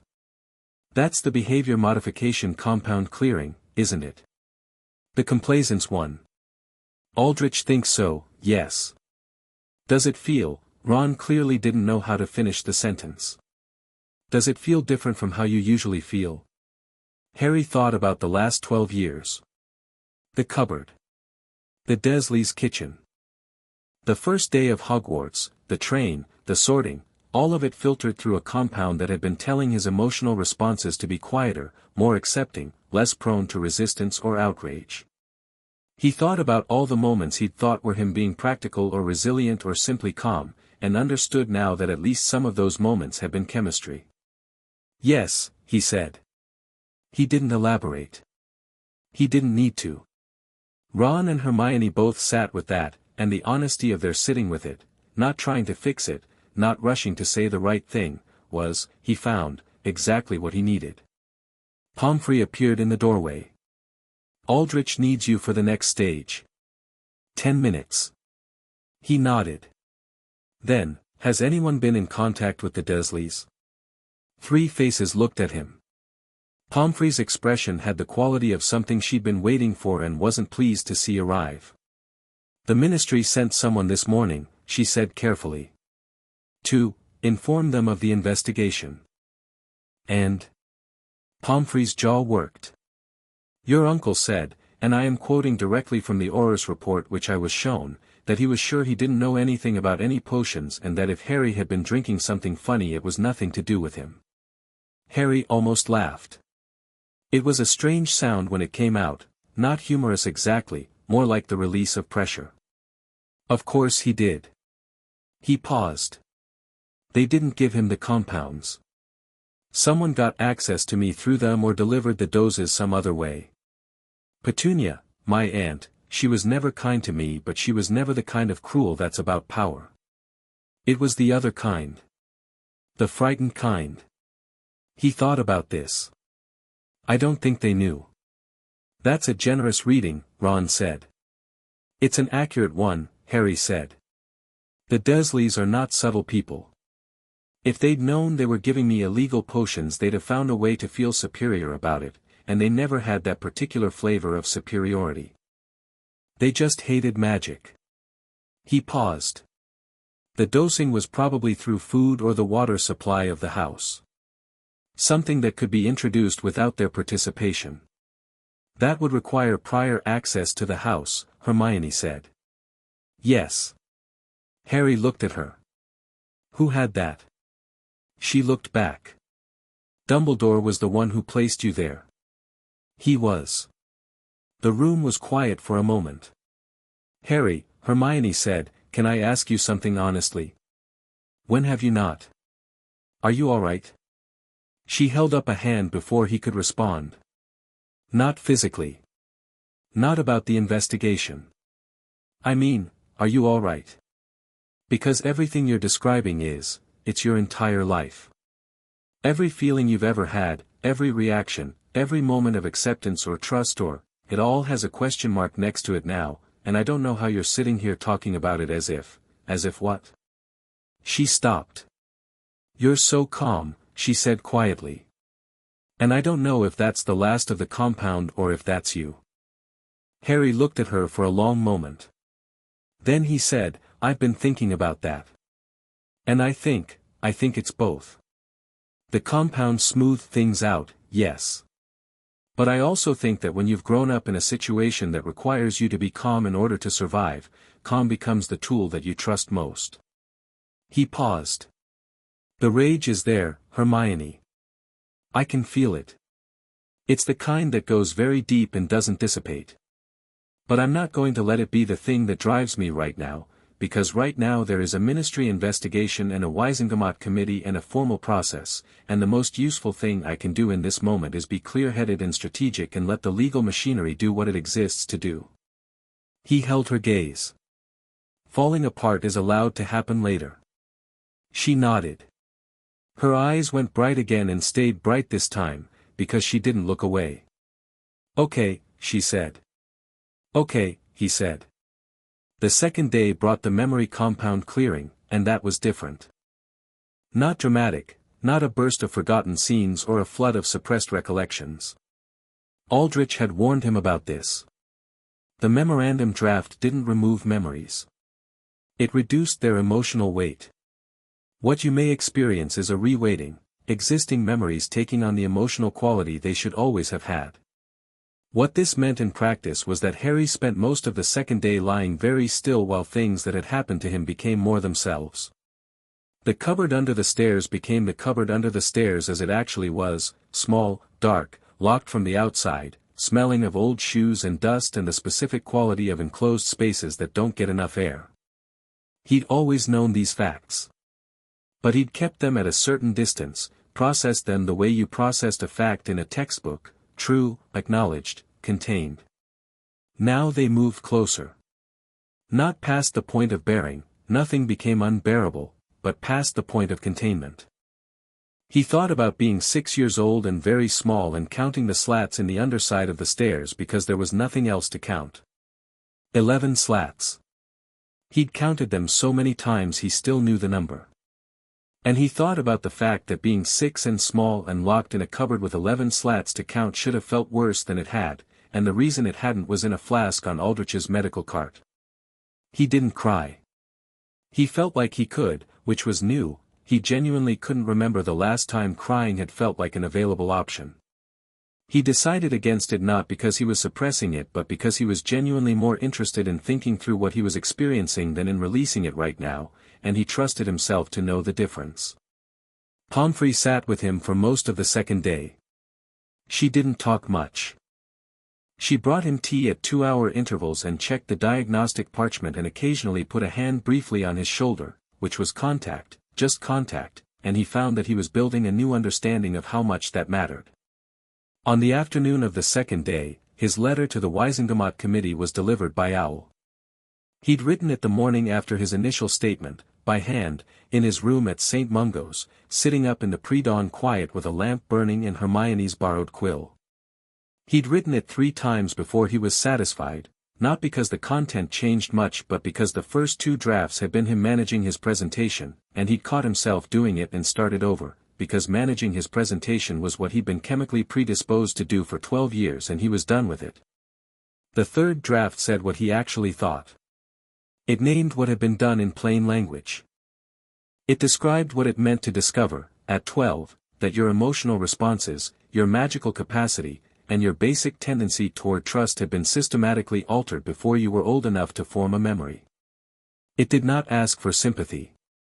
It asked for thoroughness, thorough investigation, thorough accountability, and thorough consideration of a question he phrased at the end of the letter simply and precisely. If the purpose of these compounds was my protection, I would ask the committee to consider what exactly I was being protected from, and whether the thing protecting me and the thing I needed protecting from were not, in every way that matters, the same. Marchetti sent back a 2-line response through official ministry post. Your communication has been formally entered into the evidentiary record. The committee is convening on the 14th. Your attendance has been requested and approved. He folded her note and put it with the other important pieces of paper he was accumulating: diagnostic parchment, Aldrich's annotated compound list, Thatch's statement summary, the Prophet article. A small collection. The documentary evidence of a life being examined from the outside for the first time. On the 3rd morning, Healer Aldrich sat down and told him they were ready for the last stage. The magic suppression group, she said. She had her professional tone on, but it was sitting over something else, anticipation, maybe, or the kind of careful attention a person gave to something they expected to be significant. The arteria constrictive first, then the sealing compound, then the potentia dampener last. We do them in sequence, 30 minutes apart. The dampener breaking down will likely be noticeable. How noticeable? Your magical capacity has been constrained to somewhere between 30 and 45% of its natural level for 9 years. When the dampener breaks down completely, there will be a release. Magical energy expressing itself at its natural level for the first time. She paused. We're doing this in the warded purging suite for a reason. The wards can absorb a significant output event. Harry thought about this. Define significant. Aldrich and Pomfrey exchanged a look. We genuinely don't know, Aldrich said.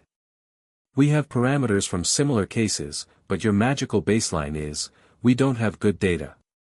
You're in a unique cohort in terms of documented magical heritage and early manifestation history. She paused. The parameters we have from similar cases suggest the release event is proportional to the suppression duration and the natural capacity. In your case, both figures are, she chose her word. Substantial. So it might be large, Harry said. It might be very large, Pomfrey said, with the directness she reserved for things she felt were being underemphasized. Will it hurt? No, Aldrich said. It will feel like, she stopped. I want to be honest with you, I don't entirely know what it will feel like. The closest analogy I have from patients who've recovered from shorter suppressions is that it feels like taking a very deep breath after a long time of breathing shallowly. Except much, much more so. Harry looked at the warded walls. He looked at the window. He looked at Pomfrey, who was watching him with the expression she'd been wearing for 3 days now, fierce and careful and right on his side. Let's do it, he said. The arteria constrictive counteragent went in first, and the effect was subtle, a loosening, deep in his chest, like a knot he hadn't known was there releasing one slow coil. He breathed, and the breath went somewhere it hadn't been going before. He sat up straighter without planning to. 30 minutes. The sealing compound counteragent. This was more pronounced, something above his awareness opening, like a sky he'd been looking at through a small window suddenly being visible in full. He could feel the edges of things more clearly. The ward, the magic threaded through its stones, the faint traces of other people's spells, the enchantments in the hospital building all around him, he'd always been able to sense these things dimly, background noise. Now they were specific. Individual. He could have counted them. That's extraordinary, he said, mostly to himself. The sealing compound released, Aldrich said. She was watching her diagnostic instruments with focused, slightly wide-eyed attention. Mr. Potter, I want you to stay as relaxed as possible. Don't attempt to use magic, don't reach for anything, let it find its own level. I'm not doing anything, Harry said. I know, she said. But your ambient output she glanced at the instrument. Just stay relaxed. Harry stayed relaxed. He looked at his hands again.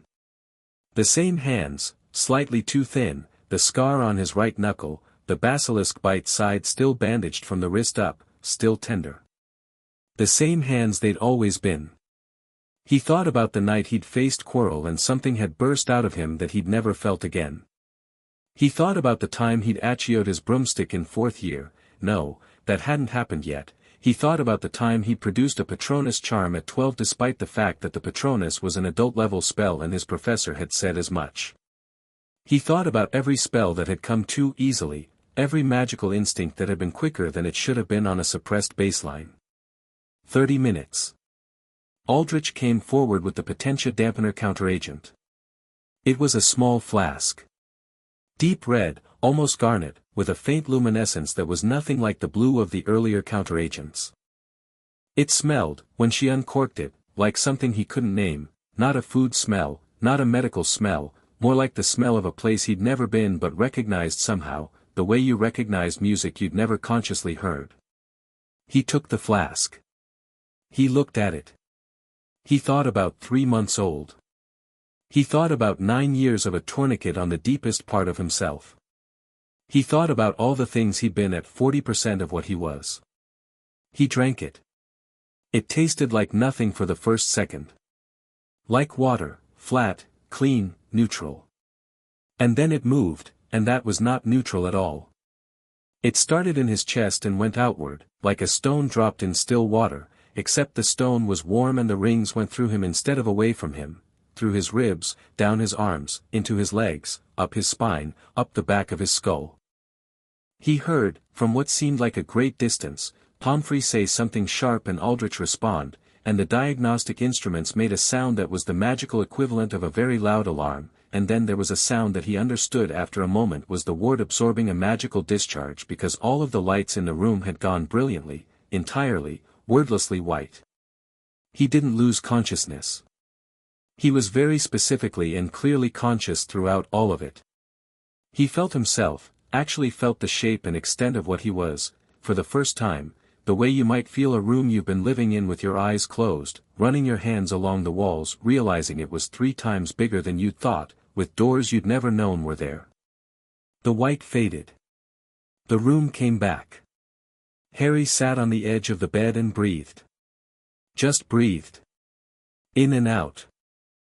The breath went very deep, the way Aldrich had described, like breathing for real after a long time of not quite getting enough, and he held the last breath for a moment before letting it out, and he felt the room around him, the ward's stones, the hospital's magic, the whole complicated enchanted structure of the building, all of it very clear and very present and very manageable, like a language he'd always spoken but had been whispering in and was now permitted to use at full volume. He said, without planning to, "Oh." Pomfrey had both hands over her mouth. She lowered them slowly when he looked at her. Her eyes were very bright. Aldrich was staring at her diagnostic instruments with the expression of a scientist seeing a result they'd theorized about but hadn't quite believed until now. Your baseline output, she said, in a voice that was doing something careful with itself, has stabilized at. She looked at the instruments again. I want to recheck this. How high? Harry asked. She rechecked. I'm going to need to recalibrate the instruments, she said, which was a sentence that meant the instruments don't go this high. Harry looked at the wall across from his bed. It was a plain white hospital wall with a small window and a wooden bracket that had once held a painting before the painting had apparently decided it preferred a different room. He raised his right hand, the unbandaged one, and thought about the bracket on the wall and said, silently, internally, "Come here." The bracket came off the wall. Not violently, not dramatically, it floated across the room and sat in his open palm with the gentle inevitability of something returning to where it belonged. "Wandless," Pomfrey said. "I've done wandless before," Harry said. He looked at the bracket. But it was always, like pushing through water. Like resistance. He looked at her. "There's no resistance." "No," she said. "No, there isn't." He set the bracket on the bedside table. He thought about the basilisk. He thought about Quirrell's face. He thought about every time he'd survived something that shouldn't have survived and had chalked it up to luck and hadn't known that the luck was built on top of something actual, something that had been there the whole time, waiting, constrained, patient. He thought about the targeted befuddlement compound. Keyed to Dumbledore's signature. The one that had been making him feel, in the headmaster's presence, a little more trusting than he should have, a little less questioning, a little more willing to accept incomplete explanations. He thought about what he would feel in that room now, without it. "The hearing is in 9 days, he said. "Yes," Pomfrey said. "I want to spend those 9 days preparing." He looked at his hands one more time. "Aldrich, what restrictions are you putting on me post-purge?" She looked up from her recalibrating instruments. "Standard post-compound recovery, no high-exertion magic for the first 48 hours while your system stabilizes. After that," she paused. "Honestly, Mr. Potter, I think the restrictions become more about knowing your own limits than anything I can specify from outside. Your system is," she paused again, searching for the word. "Healthy. Fully healthy, for the first time, quite possibly in your life." Harry nodded. He looked at the window. London alley, grey sky, a pigeon on a windowsill. Simple things. True things. "Good," he said. Hermione arrived that afternoon with a bag that rattled with books and an expression that said she'd been waiting for this moment since the hospital room visit 2 days ago. Ron was behind her carrying what appeared to be an entire chess set and a Muggle radio, because Ron's version of supportive preparation involved entertainment and tactical thinking in roughly equal measure. "How do you feel?" Hermione asked, dropping the bag by the chair with a thump.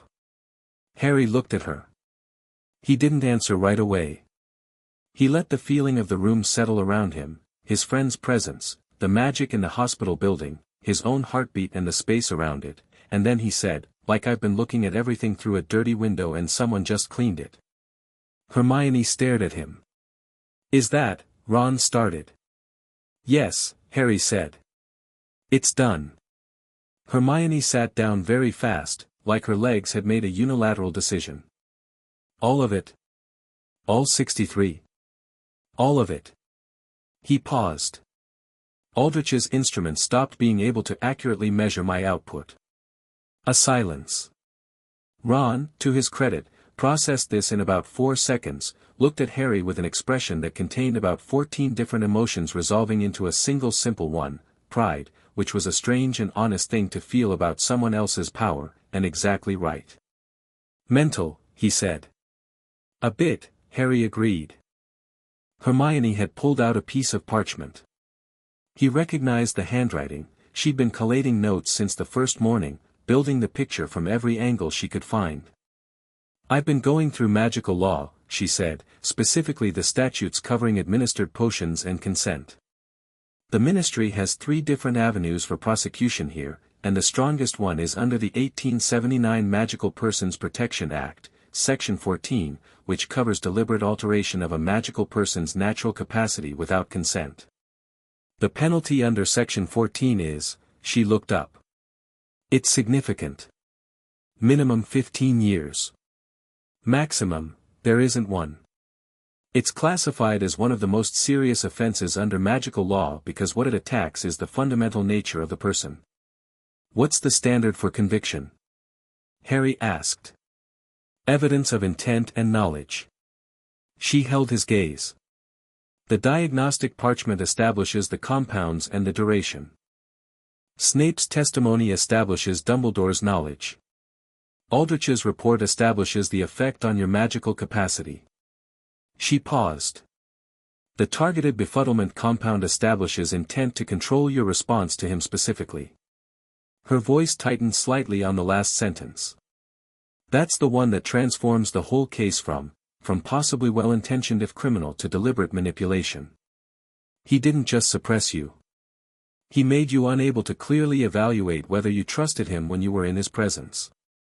He shaped his own evidence, Harry said. Yes. She set the parchment down. Harry, I want to say something and I need you to hear it the way I mean it. Go ahead. Whatever Dumbledore thought he was doing, whatever reasoning he had about the war or the prophecy or protecting you, none of it justifies what's on that list. Not one thing on it. And she stopped. I went to him first year, about the stone, because I trusted the institution. I trusted that adults in authority were operating on principles I could believe in. And she stopped again. Her jaw was working. I handed you to him, she said. Without knowing that's what I was doing, but I did it. I told you he could be trusted and Hermione, Harry said. Enforced the framework that was designed to keep you compliant and I didn't question it, Hermione. She stopped. You were 11, he said. And you were working with the information you had, the same as I was. The difference is neither of us had the full picture, and we didn't have it because someone made sure we didn't. He paused. I'm not angry at you. I'm not going to be. He held her gaze. What I want from you is exactly what you're already doing, which is taking the full picture and using it. She looked at him for a long moment. Then she picked up her parchment and her quill, which was Hermione's version of pulling herself together, and said, Right. Let's talk about the hearing. Ron set up the chessboard. Not to play, to think. He did his best strategic thinking with something physical in front of him, something Harry had noticed in first year and never mentioned because it was the kind of thing that you observed in someone and kept, a private piece of knowing them. Dumbledore's defense is going to be the prophecy, Ron said, moving a bishop without any opponent. Whatever it says, he'll say it justifies everything. The potions, the suppression, the befuddlement, all of it necessary for the greater good. Which is why the targeted befuddlement compound matters most, Hermione said. Because the greater good argument might have traction with some of the Wisengamot. People who lived through the First War, who are afraid of Voldemort's return, they might accept a utilitarian defense for the suppression if the argument is compelling enough. But the befuddlement compound, she looked at Harry. That one was never about the greater good. That one was purely about making sure you trusted him enough not to ask the right questions. There's no strategic defense for that one. It's just control. He'll say it was for my protection, Harry said. That a 12-year-old who fully understood his situation would have been in more danger than one who didn't. He'll make the argument that the targeted compound was the most humane version of, don't, Ron said, with a sharpness that surprised himself as much as it surprised Harry. He looked up from the chessboard. Don't argue his defense for him. Don't anticipate it so thoroughly that you end up making it sound more reasonable. He paused. That's what he does. He gets inside your head and you run his logic for him and somewhere in there you end up feeling sorry for him. Harry looked at him. Ron shrugged. I grew up watching my dad defend people my mum thought were clearly in the wrong. He does it with logic and compassion and he's very convincing. I know how it works. He moved the bishop back. Don't argue his case. Argue yours. That was the most important thing said in 3 days of important things. Harry lay back against the pillow. His arm was healing, the bandages down to a thin wrap now, the bite side a closed and silvery scar that Aldrich said would fade but wouldn't entirely disappear, which Harry thought was probably right.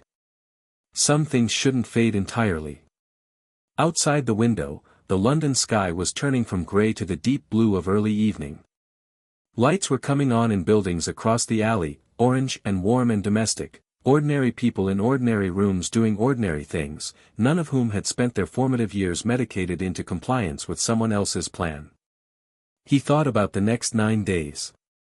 He thought about what he was going to say in that room, in front of the Wisengamot committee, without the befuddlement compound in his blood, seeing Dumbledore clearly for the first time. He thought about the prophecy, the shape of it, the weight it must have, to justify in one man's mind what had been done to one child. He thought about what it meant that he was not afraid of any of it. Not because he was naive. Not because the befuddlement compound had told him trust was easier than fear. But because on the other side of 63 foreign things leaving his bloodstream, what he found was himself, and what he found in himself was sufficient, and that was, he thought, the most radical and simple thing he had ever discovered. Hermione was highlighting sections of her jurisprudence volume. Ron was running a battle scenario on the chess board against himself that seemed to be going badly for both sides. "I'm hungry," Harry said. Ron's face transformed completely. "Yes. Finally. Can we get food? Is there food in this hospital?" "There's a canteen on the second floor," Pomfrey said from the doorway. "Mr. Potter may have a proper meal." "Mr. Weasley, you look like you haven't eaten since breakfast." "I haven't eaten since breakfast," Ron said earnestly. "Go," Pomfrey said. "All of you. I'll stay with the room." Harry swung his legs off the bed. He stood up fully, and felt himself standing fully, the whole height of what he was, the whole weight of it, not just the physical fact but everything that came with it, all the things that were him without modification or management or chemical courtesy.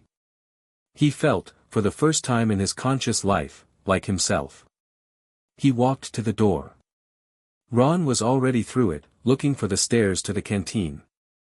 Hermione gathered her books and fell in beside Harry, and she looked up at him. She was still slightly shorter, would probably always be slightly shorter, and he looked back, and something passed between them that was simple and complete and didn't need language. 9 days, she said. 9 days, he confirmed. He walked through the door of the purging suite into the bright-lit hospital corridor and felt every magical thread in the building and felt his own presence among them, clear and strong and entirely, finally, unapologetically his. Chapter 4, The Shape of Fire. 9 days felt like 3. Harry spent the first 2 recovering in St. Mungo's, not resting, exactly, because rest implied inactivity and what was actually happening was more like calibration. He was learning what he was. Not in any dramatic or performative sense, but practically, the way you learned any new tool, by using it carefully and paying attention to what happened.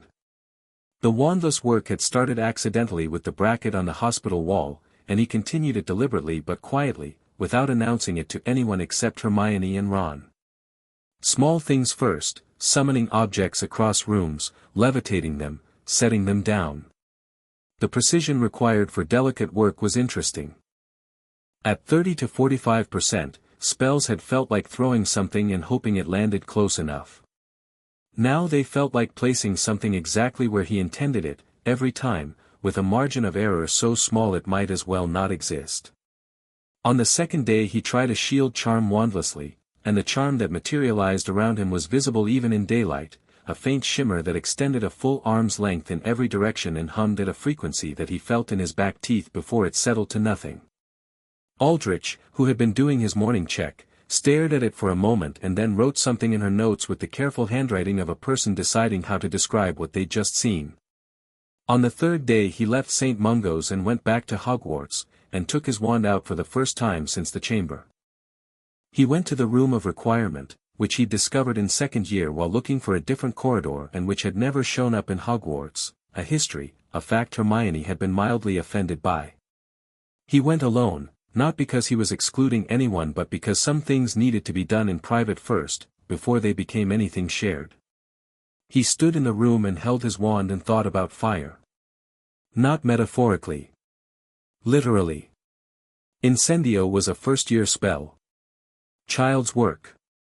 He cast it and a column of fire appeared that hit the ceiling 12 feet above him before he brought it back, and the control required to bring it back, to draw it in, direct it, reduce it from a pillar to a candle flame in the span of 3 seconds, was the most interesting thing he'd done in years.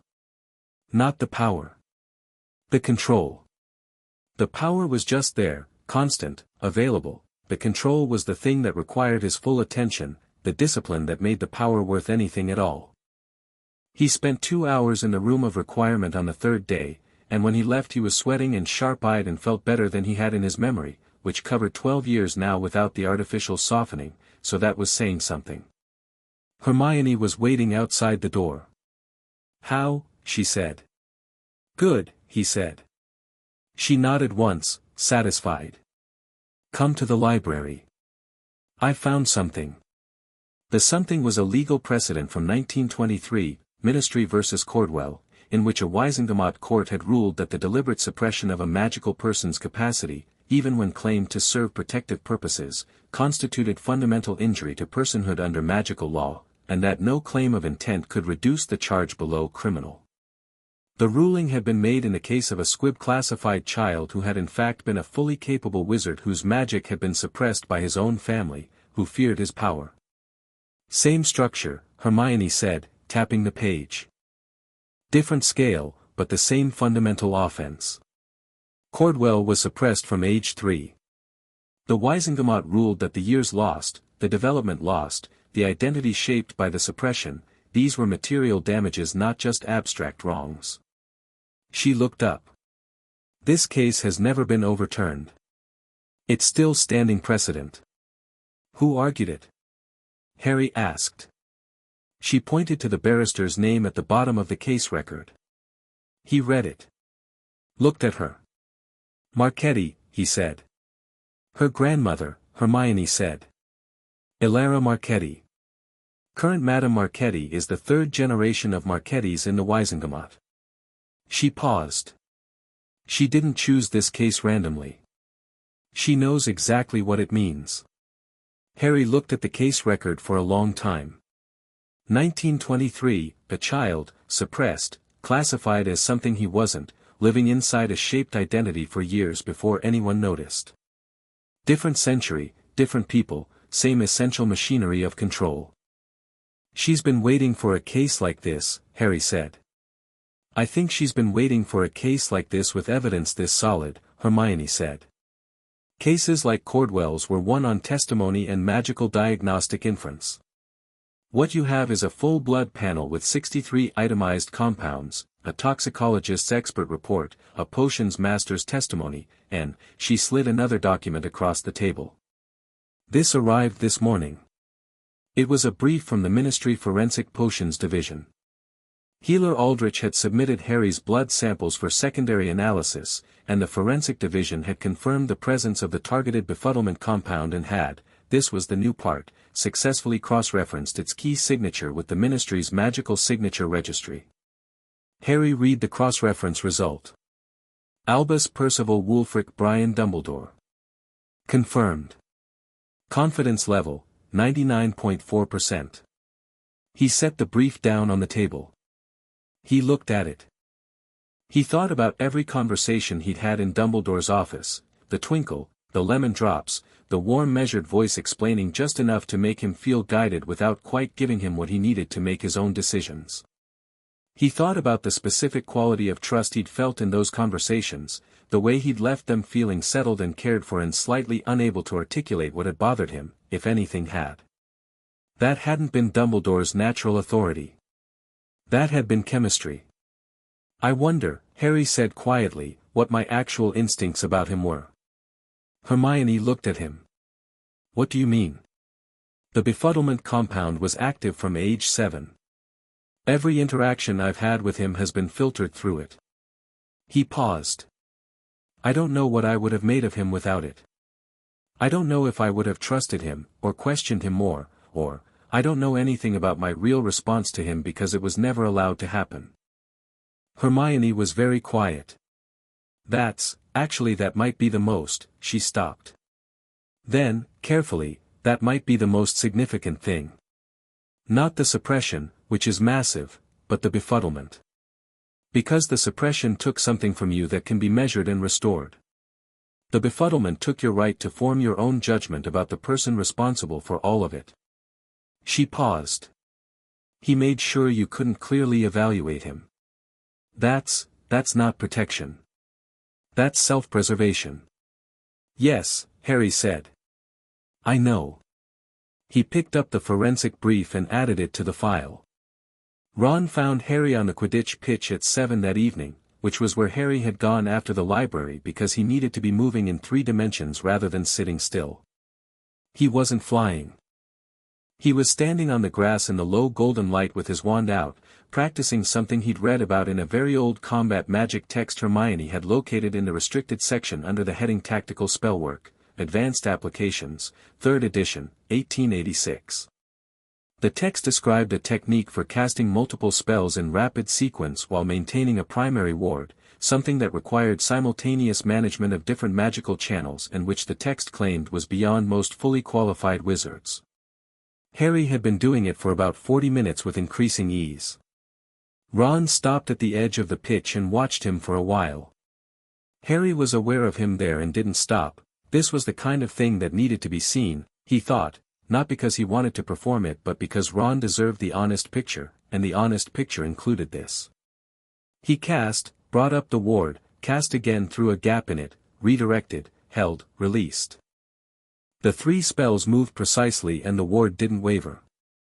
He held it for 10 seconds, then let it down cleanly. Ron walked over. He was quiet for a moment, looking at the singed target dummies Harry had conjured, which were looking distinctly worse for the last hour of experience. How long has that been possible? Ron asked. Since the purge. Harry turned to look at him. Maybe it was always possible. I'll never know what I could do before. He paused. What I know is what I can do now. And what can you do now? More than anyone in that hearing room is going to be expecting, Harry said simply. Ron looked at him for another moment. His expression was going through something complicated, not fear, which Harry had quietly prepared himself to see and handle, but something more honest than that. Something that was reckoning with the fact that his best friend had been living at less than half his actual capability for their entire friendship and was now standing in front of him being, unmistakably and fully, what he actually was. Does it feel weird? Ron asked. Between us, I mean. Now that you're, what? Ron gestured vaguely at the target dummies. That. Harry thought about it seriously, because the question deserved seriousness. No, he said. You're you and I'm me. The difference is I know what me is now. He paused. Does it feel weird to you? Ron's mouth worked. He looked at his shoes and then at the dummies and then at Harry. A bit, he said, honestly.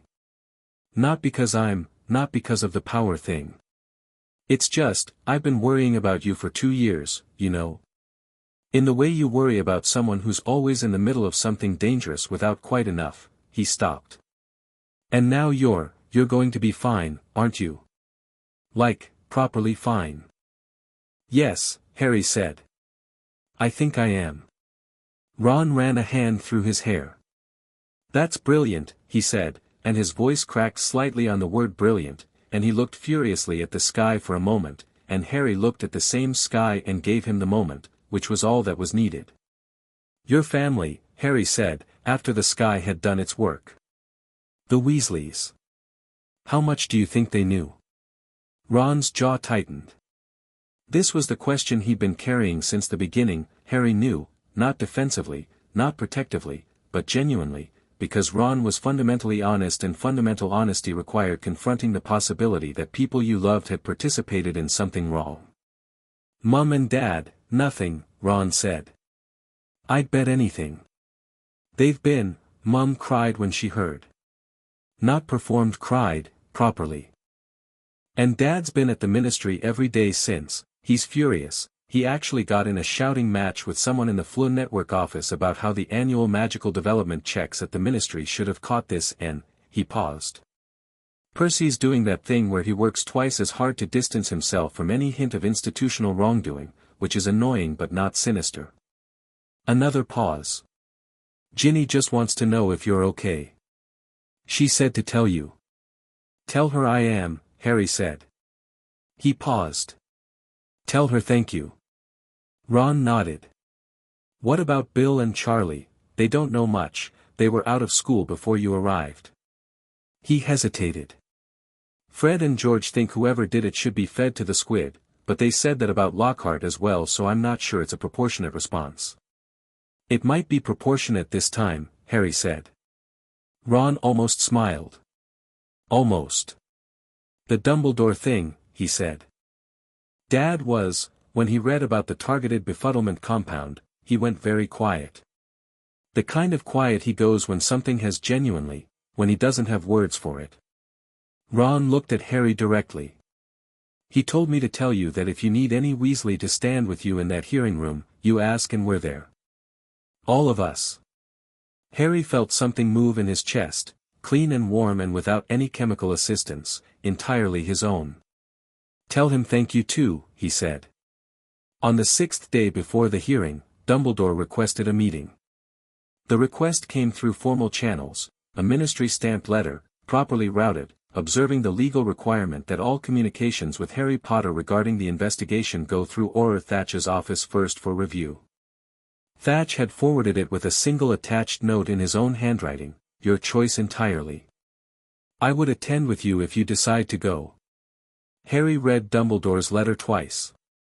It was brief. It said that he understood Harry had questions that deserved answers, and that while the formal hearing would address the legal dimensions, there were things that would be better said directly, person to person, before they were said in an official chamber. He said he would make no attempt to influence Harry's testimony or his decisions.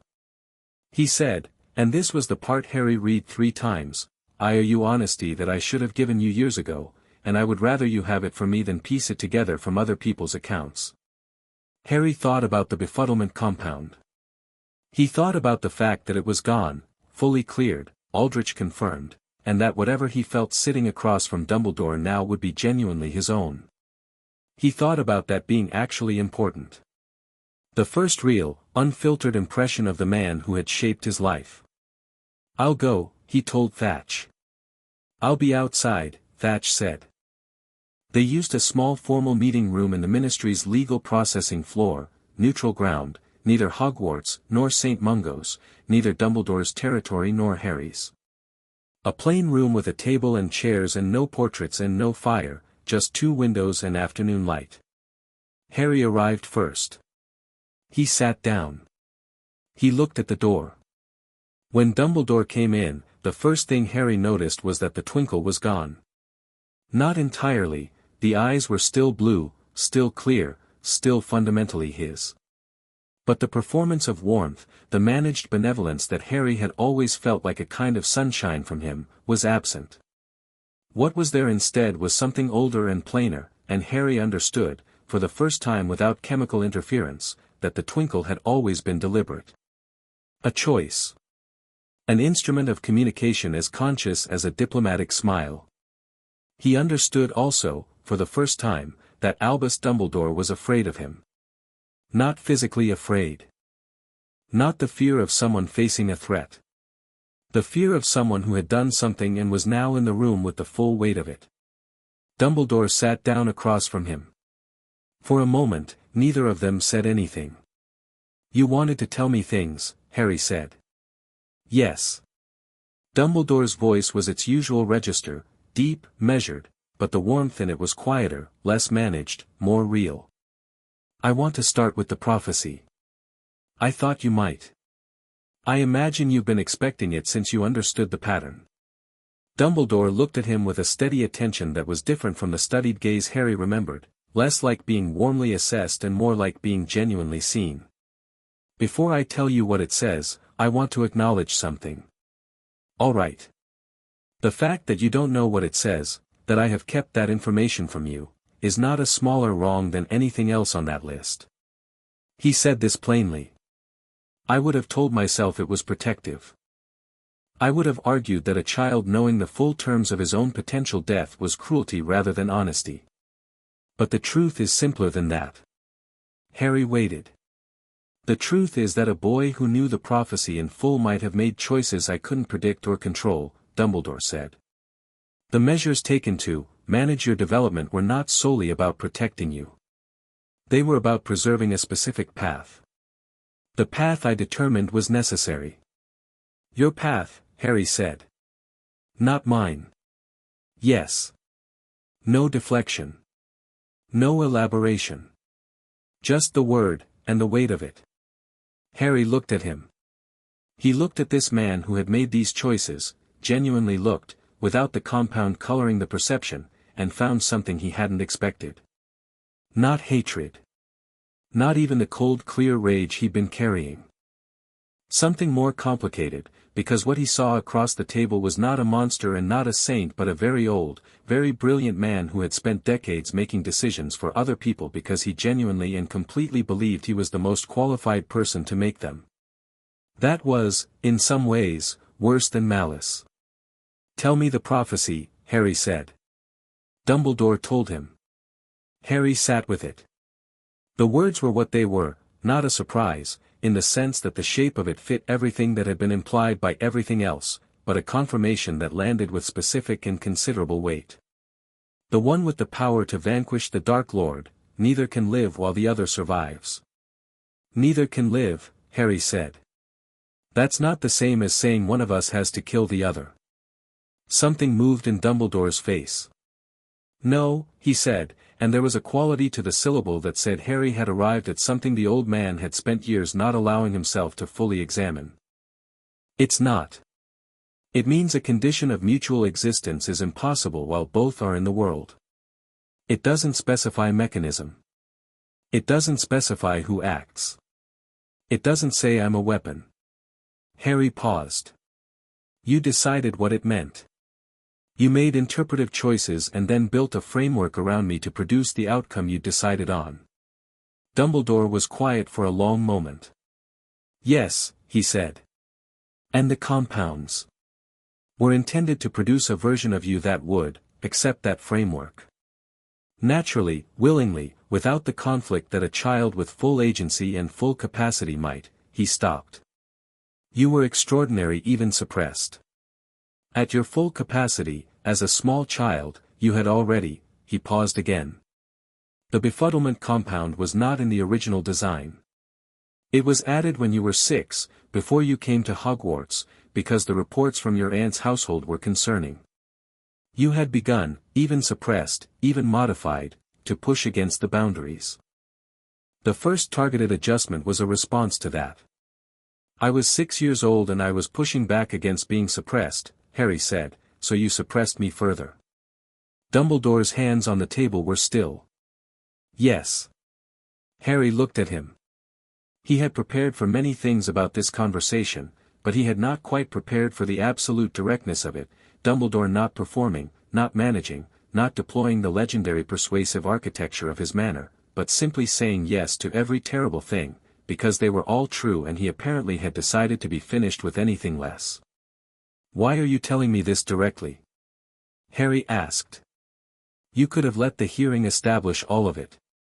You could have. There are legal strategies available to you that don't include this conversation. Yes, Dumbledore said. So why? The old man looked at his hands on the table. Then at Harry. Because you are 12 years old and you have just had 63 things taken out of your blood that should never have been put in, and you are going to face a formal hearing before the Wisengamot and give testimony about things that happened to you before you could form memories.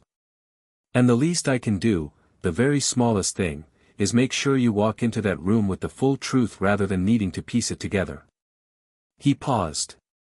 It does not reduce what I've done. I'm not asking you to receive it as mitigation.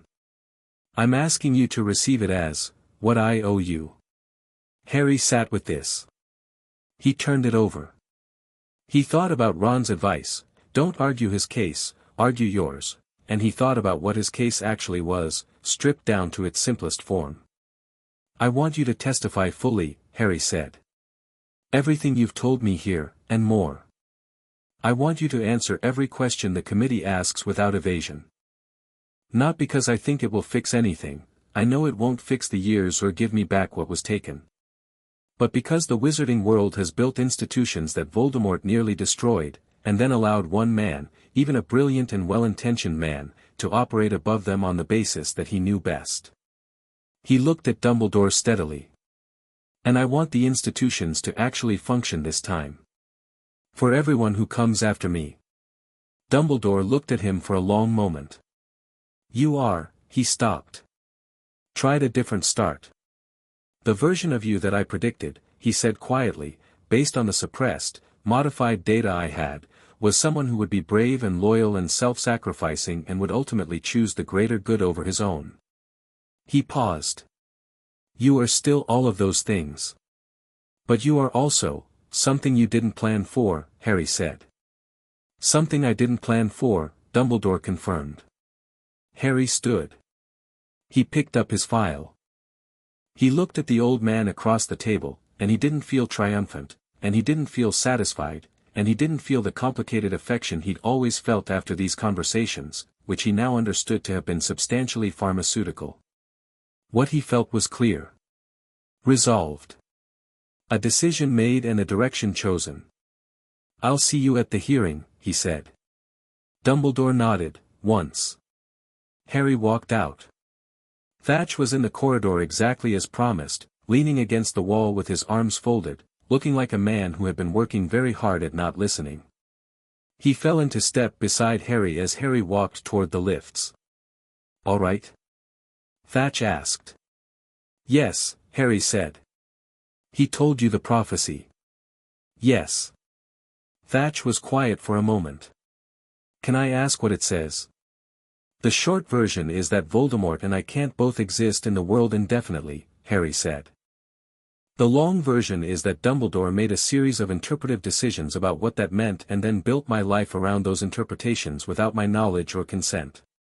Thatch processed this. And the less short version of how you feel about it. Harry thought about this as they reached the lifts. The doors opened. They stepped in. He pressed the ground floor button and watched the grill close. I think the prophecy is real, he said. I think Voldemort will have to be dealt with eventually. I think I'm probably involved in that, because of the night he killed my parents and chose me, and because of what I am. He paused. But I'm going to deal with it on my own terms. With full information. With my own magic, not a suppressed version of it.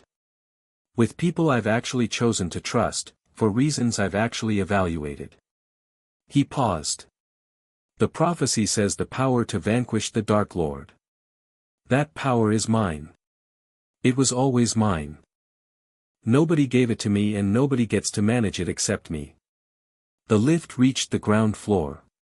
The doors opened onto the ministry atrium with its golden fountain and its revolving door.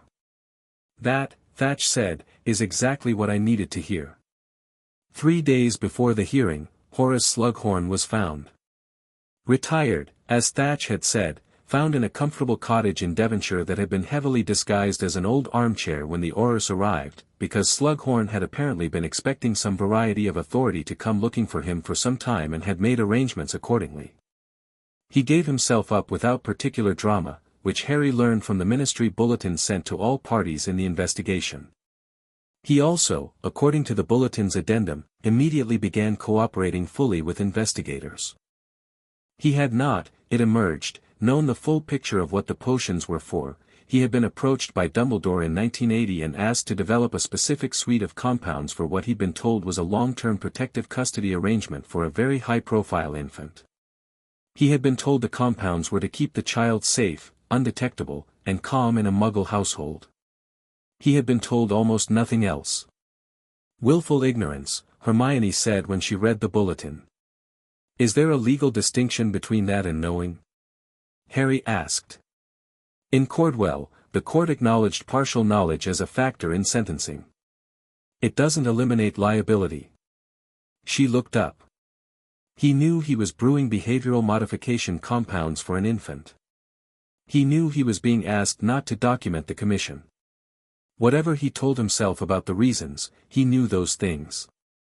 He's cooperating, Harry said. That should count for something. It will, she said. But not enough to get him out of this entirely. On the second day before the hearing, Neville Longbottom came to find Harry in the library. This was unexpected. Harry and Neville had the particular relationship of two people who had been through a significant shared experience, in this case, approximately the whole of Neville's second year spent in herbology, charms, and an ongoing potions war with Snape, without ever having deepened it into genuine friendship, mostly because Harry had not been in a state, until recently, to reach toward new friendships with the intentionality they required. Neville sat down at the library table with the careful politeness of someone who was uncertain of his welcome and determined to behave well regardless. He had a paper bag with him that turned out to contain 2 scones from the Great Hall, which he put on the table between them. "I heard," he said. "Everyone's heard. He paused. "I wanted to say something directly rather than, everyone's been talking about you and I didn't want to be one of the people who talks about you." Harry looked at him. "What did you want to say?" Neville's hands on the table were steady, which Harry noticed because Neville's hands were usually not steady. "My parents are in St. Mungo's long-term ward," he said. "Since I was a year old. They were tortured." He said this with the particular flatness of someone who had been saying it for years, who had learned to say it without breaking. "And one of the people who was supposed to help and didn't, one of the people who was in a position to do something and made choices about what to prioritize," he stopped. "I know something about what it feels like when someone important decides your situation is an acceptable cost." Harry was very still. "I don't know if I should have said that," Neville said. "You should have," Harry said. "Absolutely." Neville nodded. He pushed one of the scones toward Harry. "I also just thought you might want a scone," he said. "Because the hospital food at St. Mungo's is terrible and the Great Hall is better and Hermione's been so busy being strategic that she's probably forgotten to make sure you eat." "She has, a bit," Harry said. He ate the scone. Neville ate his. For several minutes they sat in the library in the particular comfortable silence of two people who have said the real thing and don't need to fill the space around it. "The Bellatrix Lestrange trial," Harry said eventually. "The one who, yes," Neville said. "Was Dumbledore involved in that?" "He testified," Neville said. "For the prosecution." He paused. "I used to think that meant something. Now I'm not sure what the difference is between being the right kind of helpful when it costs you nothing and being the wrong kind when it costs you something." Harry looked at him. "Come to the hearing," he said. "If you want." Neville looked at him steadily. "Are you sure?" "I'm sure." Harry paused. "Bring your Gran if she wants to come. She'll probably enjoy watching Marchetti work." The corner of Neville's mouth moved. "She'll more than enjoy it," he said. The night before the hearing, Harry sat on the astronomy tower and thought about nothing in particular. No strategy, no preparation, no review of the case file. He had done all of those things sufficiently and reviewing them again would be the behavior of someone who was afraid, and he wasn't afraid. He sat on the cold stone railing with his feet hanging and looked out over the grounds and the lake and the dark line of the forbidden forest, and felt the castle breathing beneath him, its magic old and massive and indifferent in the best sense, not hostile, just ancient, carrying him the way it carried everything, equally and without preference. Hermione came up at 9. She didn't bring parchment. She sat beside him on the railing with her knees folded under her and looked out at the same dark grounds. "Are you ready?" she asked. "Yes." "I know you are," she said. "I'm asking anyway." He smiled. It was small and real. "Yes," he said again. "I'm ready." Ron came up 10 minutes later with 3 cups of tea from the kitchens that were slightly too sweet because Ron always added an extra sugar without asking and had been doing it for 2 years and Harry had always let him because it hadn't seemed important, which he now recognized as the compelled complaisance operating smoothly. He drank the tea anyway, because it turned out that when you removed the compound, the honest preference was still tea, and it was still warm, and Ron still meant well, and some habits were worth keeping. The 3 of them sat on the astronomy tower and watched the night over Hogwarts. Whatever happens tomorrow, Ron said, staring at the stars, you know that even before all this, even when you were at whatever %, you were still, he stopped. You know. Right? Harry looked at the stars. The same stars they'd always been. Indifferent and massive and very beautiful. I'm beginning to, he said. The lake was dark and still. The castle breathed. Tomorrow was tomorrow, with all of its specific and considerable weight, and tonight was tonight, cold and clear and entirely real, 3 12-year-olds on a stone tower, drinking too sweet tea, telling the truth. Harry felt the fire in his chest, the coal that had been glowing since the hospital wing, that had moved from coal to something clean and actual, and recognized it for what it had always been. Not rage. Not defiance. Not the product of prophecy or suppression or revelation. Just himself. The whole shape of him, finally visible, finally present, finally free. Tomorrow, the Wisengamot. Tonight, the stars. Chapter 5, Wisengamot. The Ministry of Magic on a normal morning had a specific quality of organized chaos, people moving through the atrium in every direction, owls overhead, the golden fountain catching the ambient light of the enchanted ceiling, the whole apparatus of magical governance operating at its usual pitch of barely managed urgency. This was not a normal morning. Harry stepped out of the flue at 8:15 and felt the difference immediately. The atrium was fuller than it should have been for a Wednesday, and the people in it were not moving with the usual purposeful distraction of ministry workers running late. They were standing.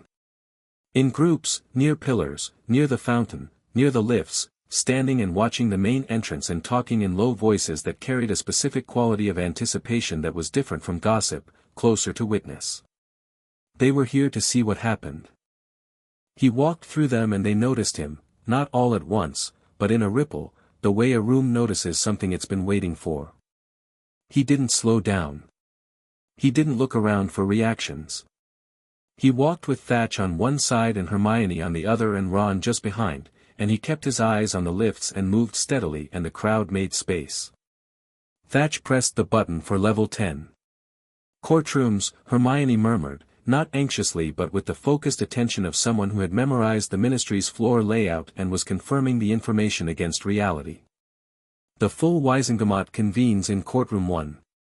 That's where they do the serious hearings. I know, Harry said. He'd read about courtroom 1. He'd read about a lot of things in the last 9 days. The lift descended with its usual clanking and female voice announcing floors. Level 7, Level 6. Somewhere between 6 and 5, Ron said quietly, to no one in particular, there are a lot of people here. There are supposed to be, Harry said. Full Wisengamot is 50 members. Plus the gallery. He paused. Marchetti wanted the gallery open to the public for this one. Why? Ron asked.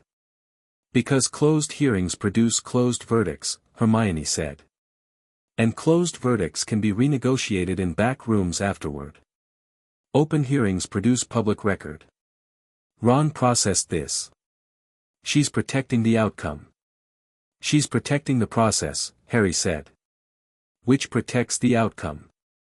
The lift reached level 10 and opened onto a corridor that was nothing like the rest of the ministry, quieter, older, stone rather than polished floor, the kind of architecture that remembered being built for something serious. 2 Aurors flanked the entrance to the main courtroom corridor. They acknowledged Thatch with nods and looked at Harry with the particular attention of people who had been briefed.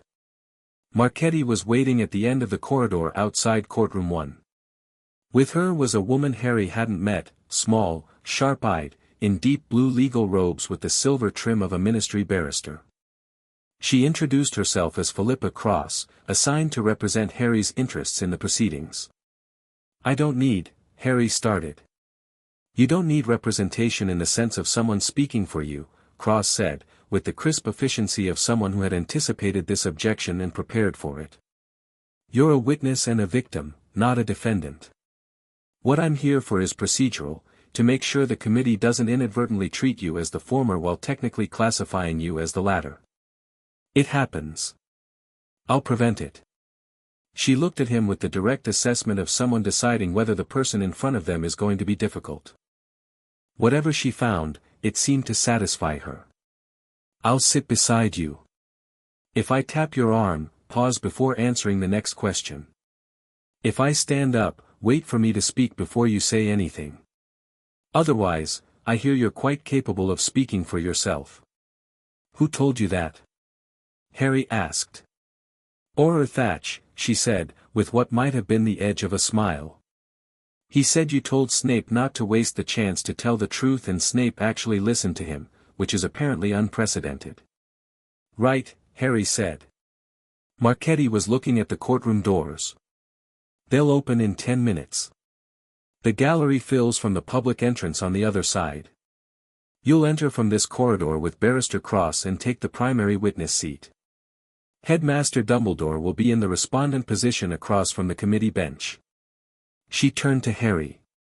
"The full Wisengamot will hear opening statements from my office, then witness testimony in order. You're first.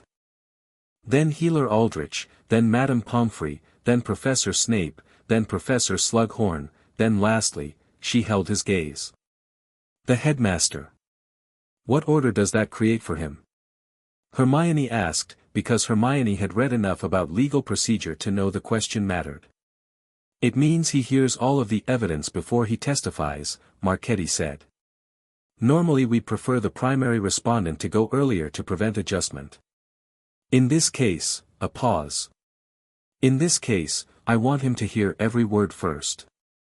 I want him to sit in that chair for 5 hours and listen to what has been established. Then I want him to try to construct a defense in front of 50 Wisengamot members who have heard all of it." She said this with the level satisfaction of someone setting a table precisely. Harry understood. He appreciated it without saying so. "One more thing," Marchetti said. "The Prophet has been given press gallery access. There will be a reporter and a photographer. Do not address them, do not acknowledge them, do not. It's not Rita Skeeter, is it?" Ron asked. "It is," Marchetti said flatly. "I tried. She holds the senior press gallery credential and the editor wouldn't." She stopped. "She will write what she writes. Do not give her anything she can twist." "She'll twist things regardless," Hermione said, with the tight precision of someone who had been twisted before. "Yes," Marchetti agreed. "But there's a difference between twisted and fabricated, and in a case with this much documented evidence, fabrication is more legally dangerous for her than it is for us." She turned to the door. "Ready?" Harry straightened. He was wearing robes he'd borrowed from Fred Weasley, who was his closest size and had offered them without being asked after hearing about the hearing, which was typically Fred, quietly decent under the jokes. They were dark green, which was not a choice Harry had made consciously but which he appreciated now. Not Hogwarts colors. Just his. "Ready," he said. Courtroom 1 was larger than he'd expected, and older, and the oldness had a specific quality, not decay, but depth, the thickness of accumulated occasion, centuries of serious things having been decided in this room and leaving their weight in the stones. The ceiling was high and vaulted and dark, lit by brackets of cold blue magical light. The Wisengamot bench curved in a wide arc at the far end, 50 high-backed chairs in tiered rows, already filling with witches and wizards in plum-colored robes, their silver W medallions catching the light. The gallery above was nearly full. He could see faces he recognized, ministry workers, presumably, and members of the public who had queued for the open seats from early morning. He looked for familiar faces deliberately and found several. Arthur Weasley in the second row of the gallery, upright and still, with the expression of a man attending something he feels the weight of. Beside him, Molly Weasley, who looked at Harry when he came in with an expression that needed to be held before it became something she couldn't contain in a public gallery. Fred and George a row back, unusual in their seriousness. Ginny beside them. Neville was there, near the back of the gallery, with Augusta Longbottom beside him, Ramrod straight in her familiar green hat, watching the proceedings with the grim satisfaction of someone who had been waiting a long time for this particular type of morning. Snape was seated in the witness corridor, visible through the side door, not yet in the room. He caught Harry's eye through the glass, looked at him for a moment, and then looked away, which was the most complicated small act of communication Harry had had with him since this whole thing started. Dumbledore was already in the respondent's chair. Harry registered this without making it into something, just noted it, filed it. The old man sat with his hands on his knees and his eyes on the far wall, not the gallery, not the Wizengamot bench, not Harry. He looked smaller than Harry remembered. Not physically, the height was the same, the silver beard, the extraordinary robes of deep emerald that he'd apparently chosen for today. But something had compressed in him. The expansive presence that had always filled rooms had contracted to something that took up less space than the chair. Harry sat down at the witness bench beside Cross. He set his file on the table in front of him and left his hands flat beside it and looked at the Wizengamot bench as it completed filling. Marchetti took her position at the head of the proceedings from a lectern at the center of the room. She waited until the last member was seated and the room was fully quiet, and the quality of the quiet was complete, not tense, not whispered, just silent in the absolute way that rooms got when everyone present understood the weight of what was happening. "This proceeding of the full Wizengamot is now in session," she said. "The matter before this body is formal investigation under the Magical Persons Protection Act of 1879, Sections 14 and 17, relating to deliberate and sustained magical poisoning of a minor, suppression of natural magical capacity without consent, and behavioral modification by potion without consent. The subject of the investigation is Harry James Potter, aged 12. The primary respondent is Albus Percival Wulfric Brian Dumbledore." She paused. "I will now present the evidentiary summary." The evidentiary summary took 40 minutes. Marchetti delivered it with the precision of someone who had been building toward this presentation for days, and the precision was not the coldness of someone delivering abstract facts, it had the quality of someone naming real things in a room where they needed to be heard. She named each compound group. She named the onset age. She named the duration. She named the effect on magical capacity, the instruments that couldn't measure it, which produced a murmur through the gallery that Marchetti let settle naturally before continuing. She named the targeted befuddlement compound last. She named the confirmed cross-reference to Dumbledore's magical signature. She named what the compound did, the specific, surgical impairment of a 12-year-old's ability to evaluate the trustworthiness of the person whose signature it carried. She let that sit in the room for 3 full seconds before moving to the next point, and those 3 seconds were worth more than another hour of argument. When she finished, the room was a different room from the one it had been when she started. The weight had shifted. Harry felt it, 50 Wizengamot members having the full picture in one place for the first time, the picture taking on its full shape. "The committee will now hear witness testimony," Marchetti said. "Mr. Potter." Harry stood.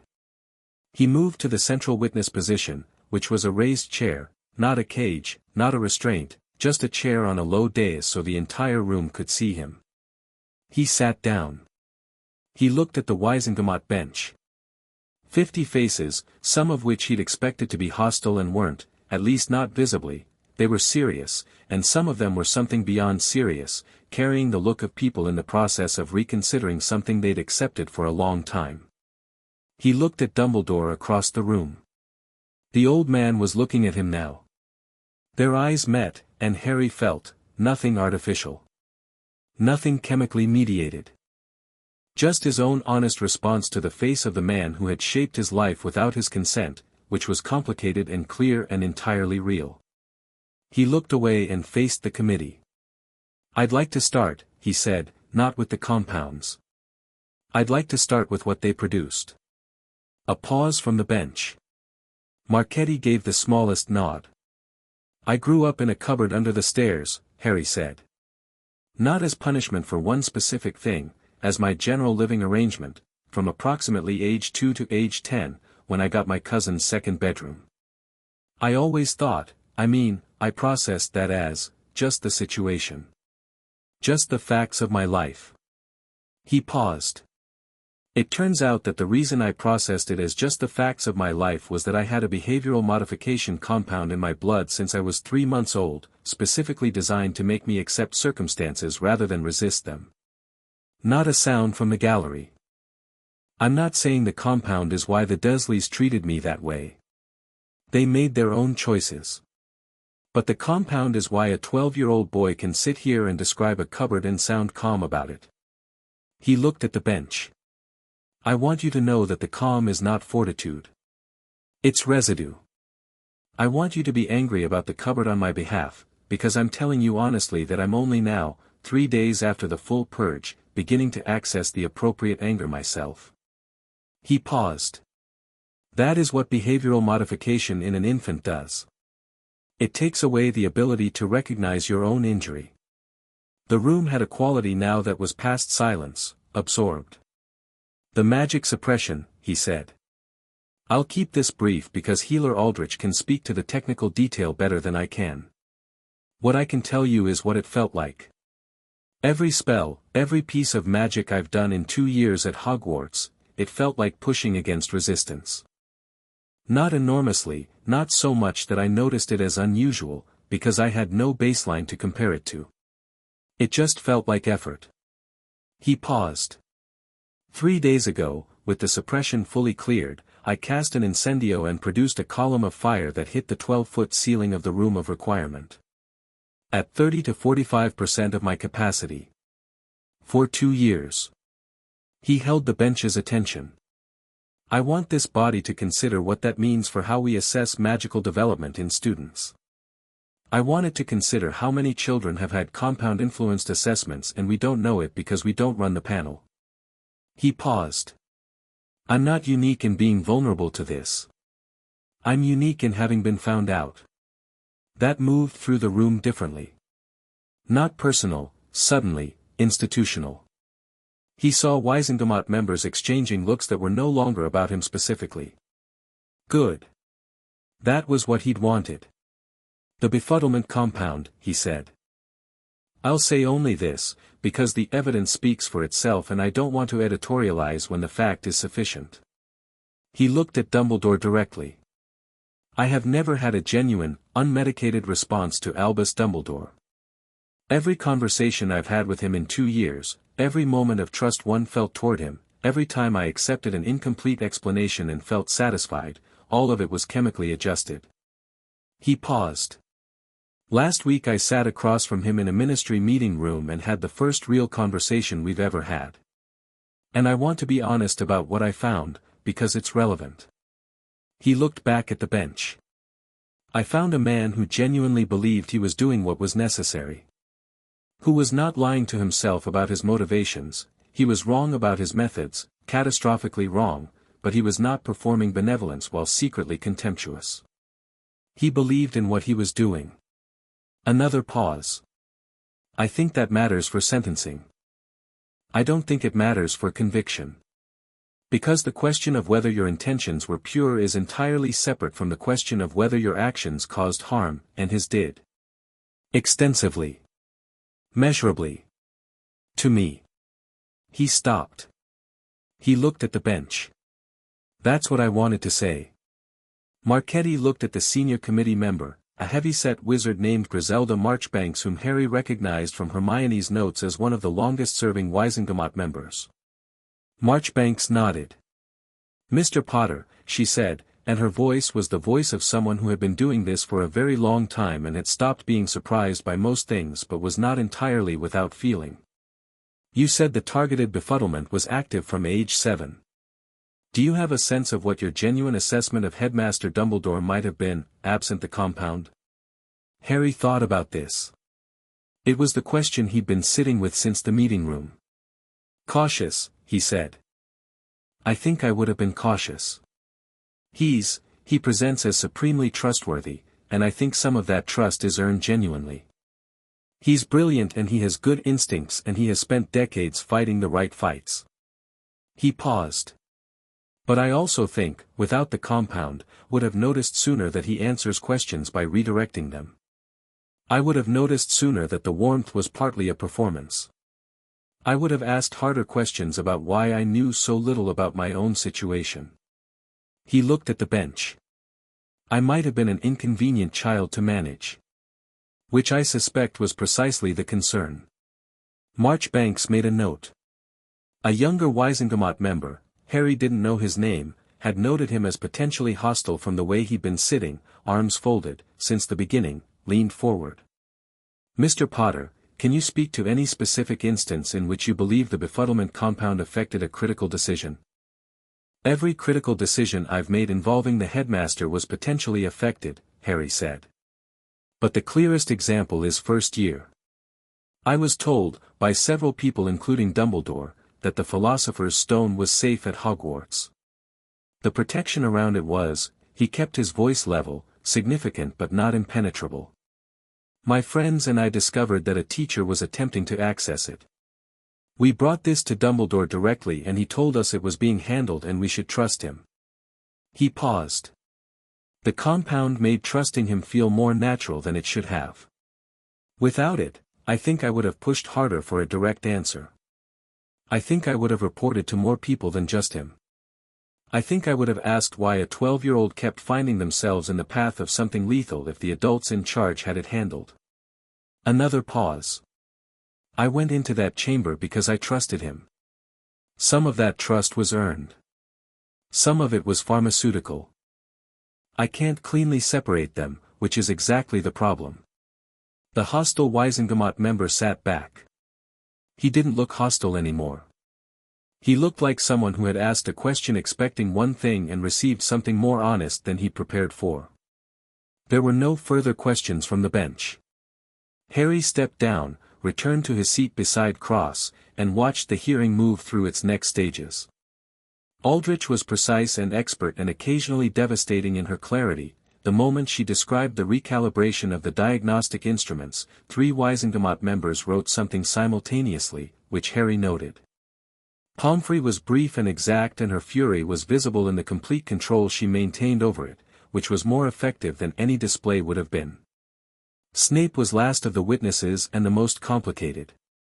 He gave his testimony standing, which was not required but was apparently what he'd decided on. He answered every question directly. When Marchbanks asked him why he believed Dumbledore's account of the compounds being protective, he said, "Because I wanted to. Because he had given me reasons to trust his judgment previously, and because examining the question thoroughly would have required me to confront the possibility that I had been used. I chose not to examine it thoroughly. That was a failure of integrity on my part and I have no defense for it." When asked what he had observed of Harry's magical development over 2 years, he said, "Considerable. Considerably above what his academic preparation would suggest." His instincts are, a pause, and in the pause Harry watched Snape select the accurate word over the comfortable one. Extraordinary. Under suppression. The implications of that for his natural capacity are significant. When asked whether he had any concerns about Harry's well-being beyond the compound situation, he said, and this was the thing Harry filed away as one of the most unexpected true things he'd heard in 9 days, he has been alone in ways that the school failed to address. The compound is one mechanism of that isolation. The pedagogical environment is another. He has been treated as a symbol by people who should have treated him as a student, and a student first. I include myself in that failure. The courtroom was very quiet for a moment. Harry looked at Snape, and Snape didn't look back, which Harry understood to be not avoidance but the specific discomfort of someone who had said something true in public and needed a moment with it. Slughorn was subdued and cooperative and clearly very uncomfortable, which Harry thought was probably the appropriate register for the situation. He confirmed the brewing. He confirmed Dumbledore's commission. He wept at one point, briefly, which produced an uncomfortable silence in the gallery. Harry watched him cry and felt the complex thing he'd been feeling about Slughorn since Snape first named him, not rage, exactly, but a cold clarity about the specific shape of the man's failure, which was the failure of someone who was not cruel but was willing to not ask questions when the questions might cost him something. Then Marchetti said, "The committee will now hear from the primary respondent. Headmaster Dumbledore." Dumbledore moved to the central chair with the unhurried movement of someone who had decided how they were going to conduct themselves and was not going to be moved from it. He sat down. He looked at the Wisengamot bench. He did not look at Harry. "Before the committee questions me," he said, "I would like to make a statement." Marchbanks nodded. "I will not offer a legal defense," Dumbledore said. "I have been advised by my legal counsel that several possible defenses exist and that I should not testify voluntarily without entering them. I have chosen not to follow this advice." He paused. "What I did was wrong. It was wrong in its conception, in its execution, and in its duration.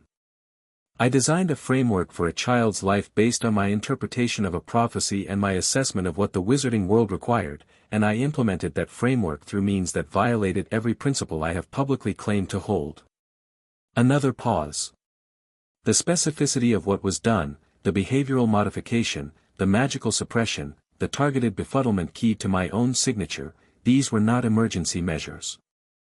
They were planned. They were sustained. They were monitored and adjusted over 12 years. He looked at his hands in his lap for a moment. "I told myself they were the price of survival. I told myself that a boy who grew up fully himself, fully powerful, fully aware of his situation, would be in greater danger than one who was, managed. I was wrong. I was wrong about that as thoroughly as I have ever been wrong about anything." The room was still. "The prophecy," he said. "I have been asked not to read the full text of the prophecy in this chamber, as its existence has implications for ongoing security concerns that the DMLE has flagged. I have provided the full text to the committee in sealed evidence." He looked up. "What I can say publicly is that the prophecy describes a confrontation between Harry Potter and Lord Voldemort. It does not prescribe method. It does not require sacrifice. The choices I made about what it meant were my choices, not the prophecy's requirements." He paused. Harry identified this himself. Correctly. He is 12 years old and he identified in one conversation what I spent a decade rationalizing. The gallery above was audibly holding its breath. "I would ask the committee," Dumbledore said, "to consider in its deliberations the following. Not as mitigation. As context for understanding the full scope of the failure, beyond my own actions." He looked at Marchetti. "The systems that should have caught this did not. No mandatory blood panel at enrollment. No independent medical oversight of students with documented trauma histories. No mechanism for a child to report concerns about a figure with total institutional authority over them. No oversight of the headmaster's decisions by the ministry in matters of student welfare." He paused. "I was able to do what I did in part because the structures that should have made it impossible had never been built." He looked at the bench. "I am not using this to reduce my culpability. I am using it to say that removing me from this situation fixes one instance of the problem. It does not fix the system that allowed the instance." Silence.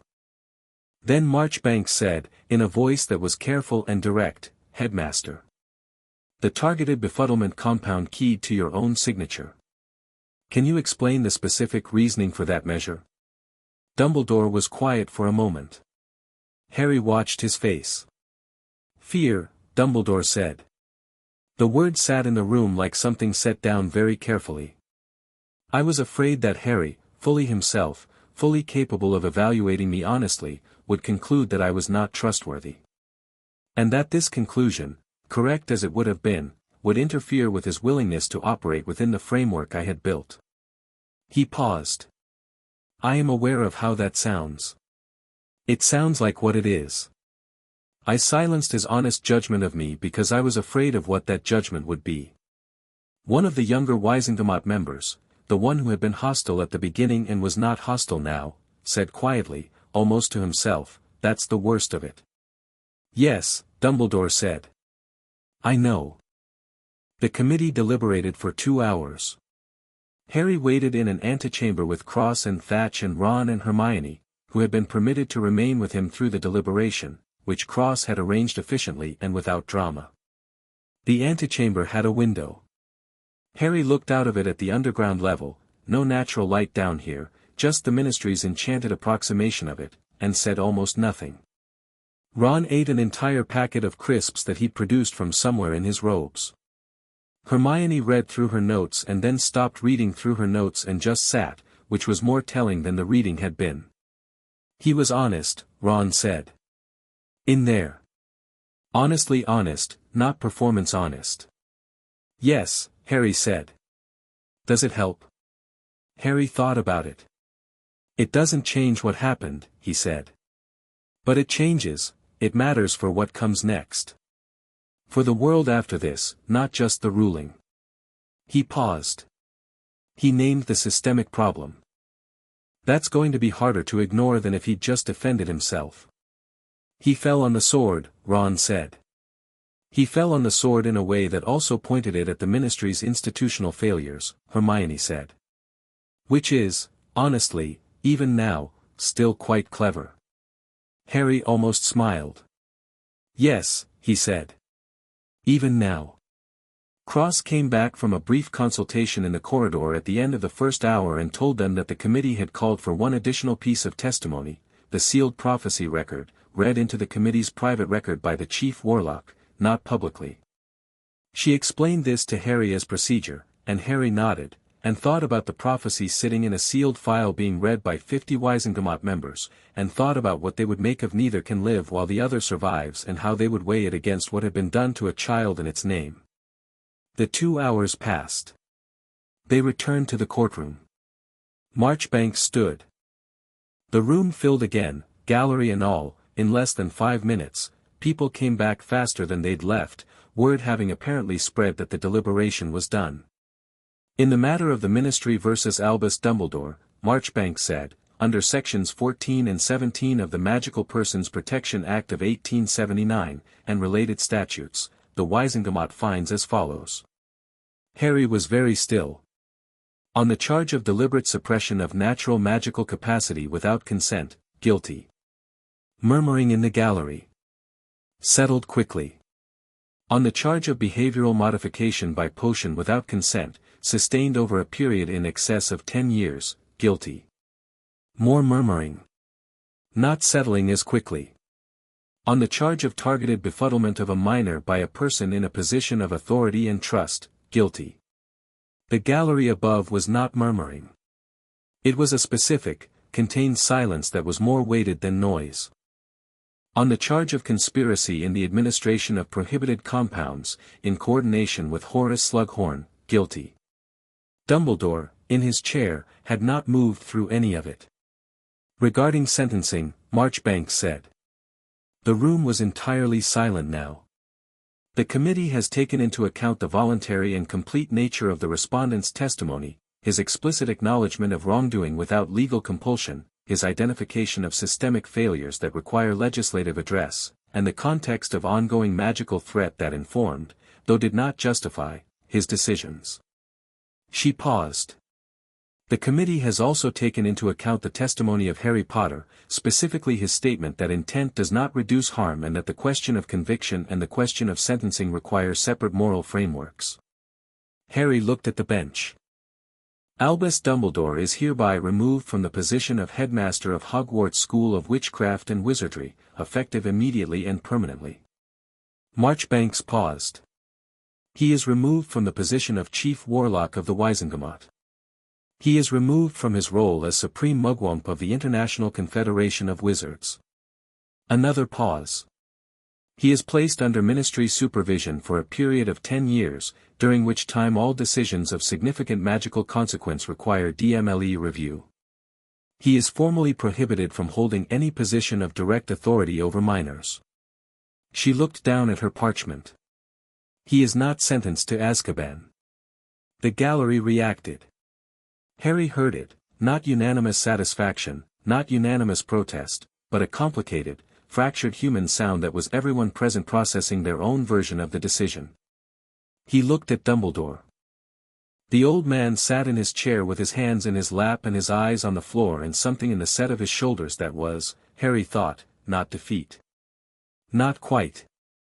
Something that was doing what defeat looked like from the outside but was, from the inside, probably more like the specific exhaustion of a man who had been carrying a very heavy thing for a very long time and had been relieved of it in a way he had not chosen and could not undo.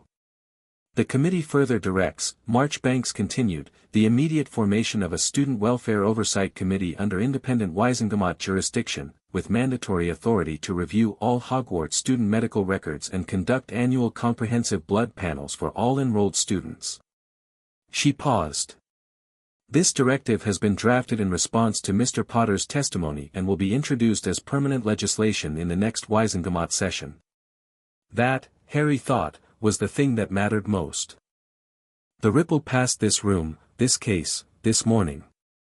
In the matter of Horace Slughorn, reduced charges in recognition of partial knowledge and full cooperation. Community service in the form of mandatory clinical advisory work for the new Student Welfare Oversight Committee for a period of 3 years. No Azkaban sentence. Cross leaned over and said quietly, "Are you all right with the sentencing?" Harry thought about Azkaban. He thought about the Dementors and the cold and the specific mechanical misery of that place, which he knew about mostly from books and from the way Lupin had described it once and from the way Ron's face went when he talked about what they'd done to Sirius Black. He thought about an old man who had genuinely believed in what he was doing, who had ultimately told the truth, who had identified the problem beyond himself. "Yes," Harry said quietly. "Yes, I'm all right with it." She nodded. Marchbanks concluded the formal hearing. The Wisengamot began to empty.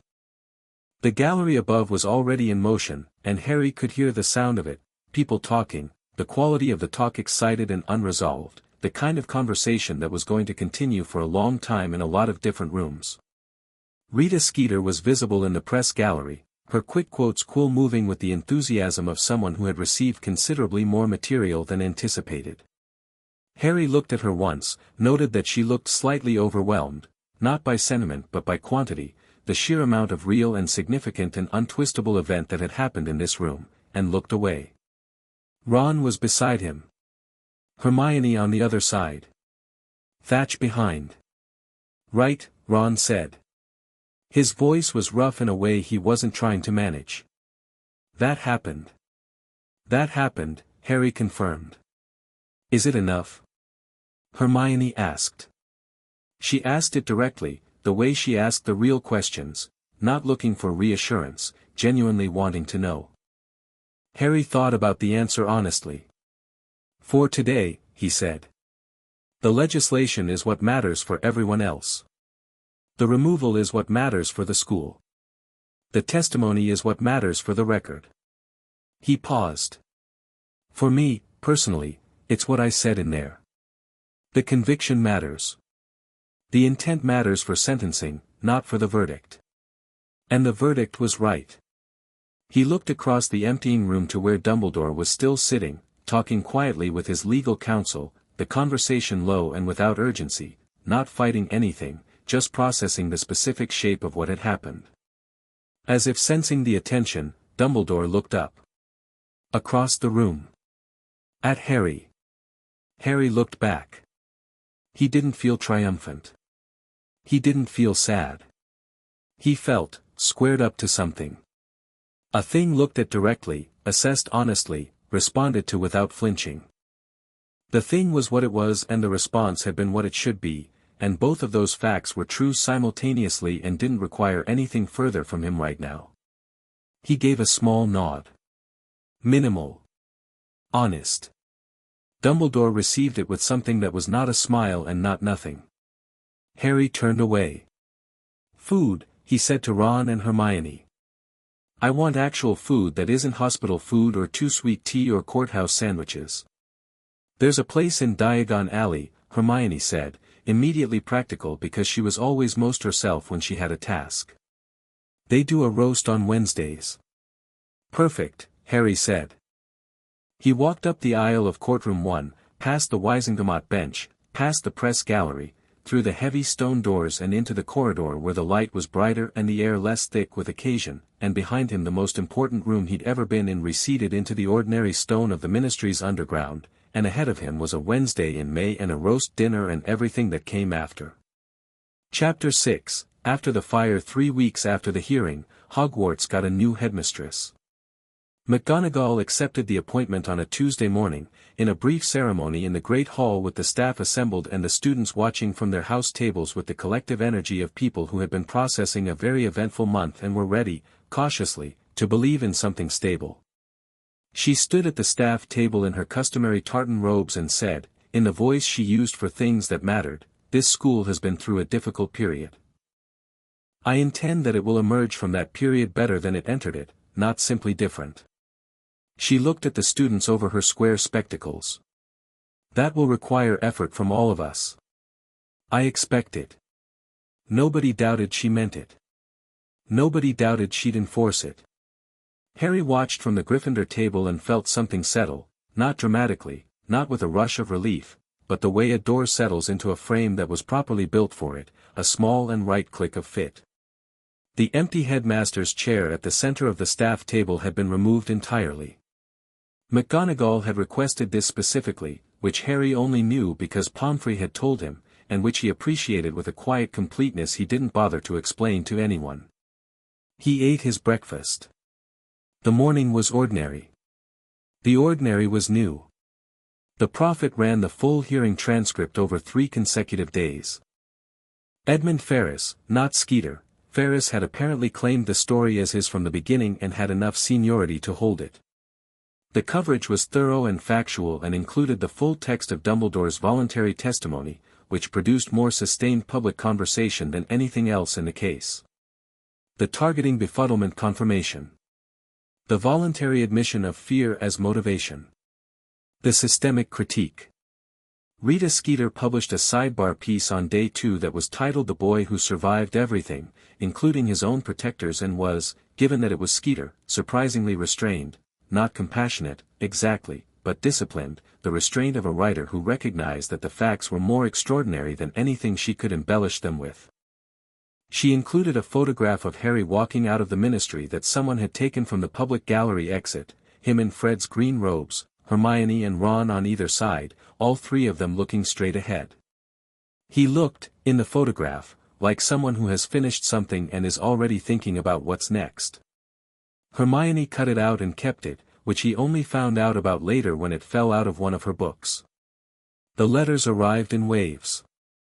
The first wave was from strangers, wizarding families, former Hogwarts students, people he'd never met and would likely never meet, writing with the specific and uncomfortable urgency of people who felt they owed him something and weren't sure what.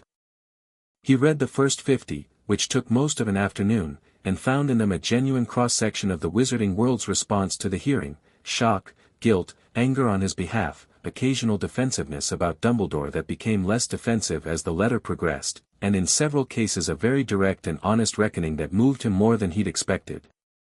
He kept 3 of them.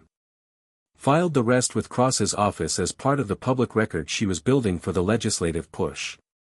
The second wave was political: ministry officials, Wisingamot members, people with stakes in the Student Welfare Oversight Committee's formation, people who wanted to be adjacent to what was happening.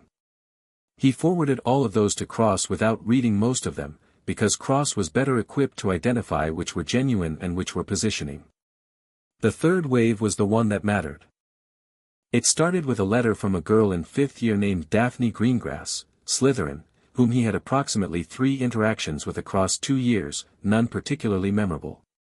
She wrote precisely and without sentiment, "I have reason to believe I may have been administered a compound similar to those described in your case during my enrollment. I would like to speak to someone. I don't know who to speak to. I'm telling you because you seem to be the person who would know." Signed with her full name and her dormitory common room schedule. Harry showed this to Marchetti through Thatch's office the same day. Marchetti set up a confidential intake process within 48 hours.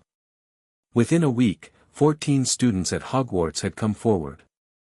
Within a month, 37 across all British wizarding schools.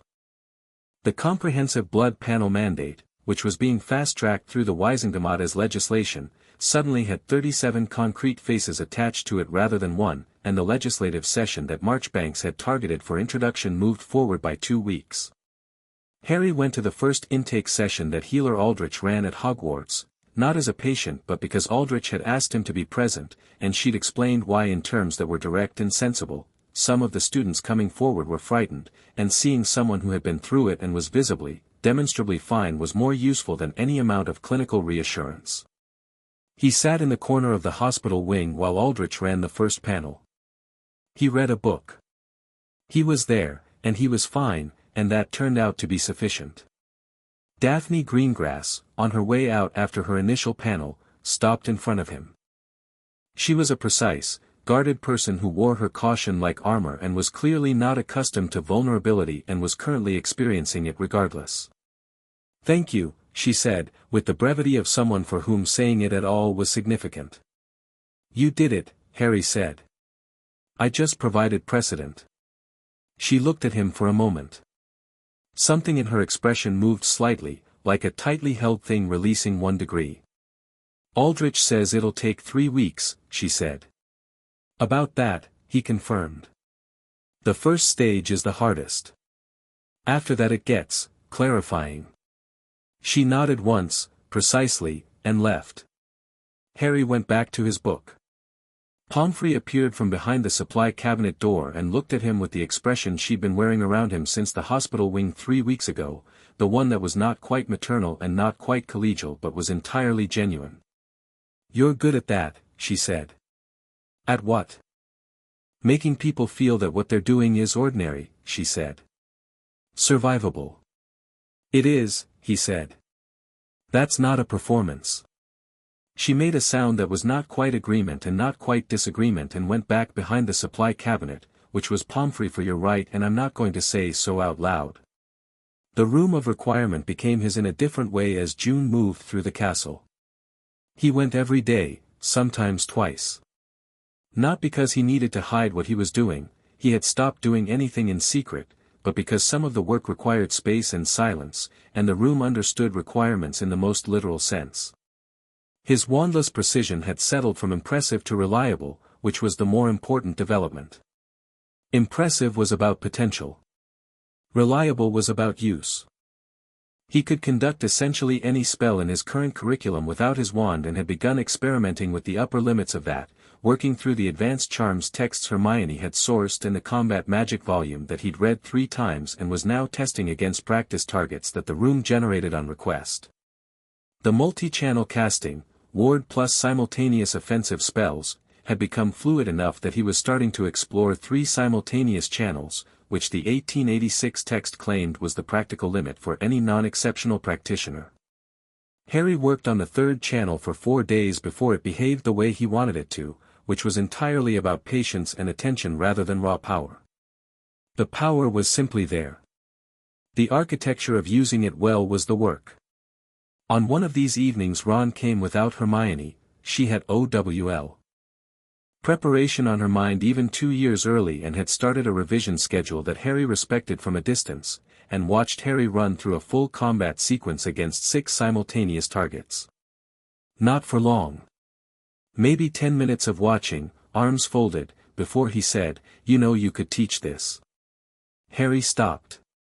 "What?" "The multi-channel thing. The wandless work." Ron unfolded his arms. "There are kids in this school who are going to face things. Voldemort's not gone, everyone knows he's not gone, and most of the students here have never had anything approaching actual defensive preparation because Quirrell spent a year teaching them nothing and Lockhart spent a year being Lockhart." He paused. "You know how to do things that the curriculum doesn't touch.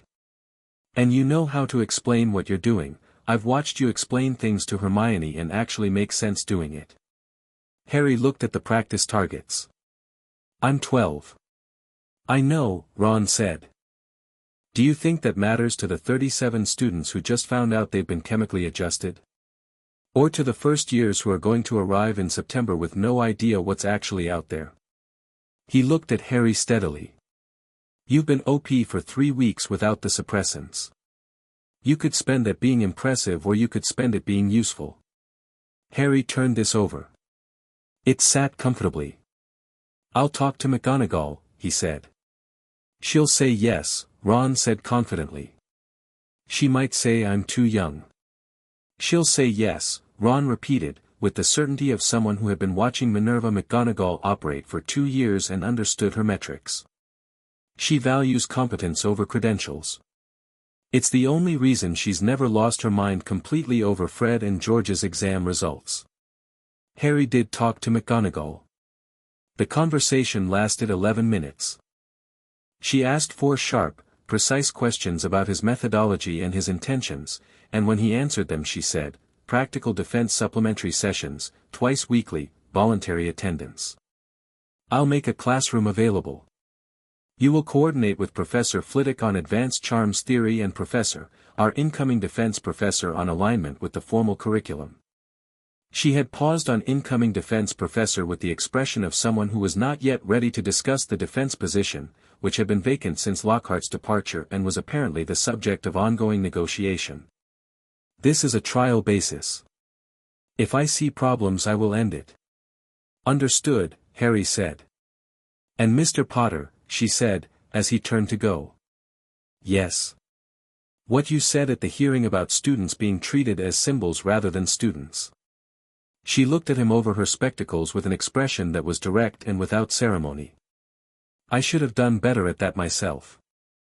You deserved a head of house who noticed what was happening to you rather than being proud of your Quidditch record." She paused. "I intend to do better." Harry looked at her. "You came to get me out of that corridor in first year," he said. "When Quirrell was trying to get to the stone. You came personally. With your cat." He paused. "You noticed things. You were working with incomplete information. We all were." He held her gaze. "We all do better with the full picture." She looked at him for a long moment. Something moved in her face that she contained with the efficiency of long practice, but not before it was visible. "Indeed," she said. "Go on then." The defense supplementary session started on the last week of term, before exams, which meant attendance was voluntary and about 30 students showed up to the first one out of what appeared to be a combination of genuine interest and the specific social curiosity generated by the unusual circumstance of a second-year teaching a session. The unusual circumstance lasted about 4 minutes, at which point Harry cast a shield charm that absorbed a conjured bludger without him appearing to particularly notice it and then directed it back into its conjured target with a precision that removed any remaining social calculation from the room and replaced it with attention. "I'm not going to teach you spells you'll see in class," he said. "Flitwick does that better than I can. What I'm going to teach you is architecture, how multiple pieces of magic work together, how you think under pressure, how to respond when things go wrong because your plan has stopped working." He looked around the room. "Everything I know about that, I know because I've been in situations where it mattered.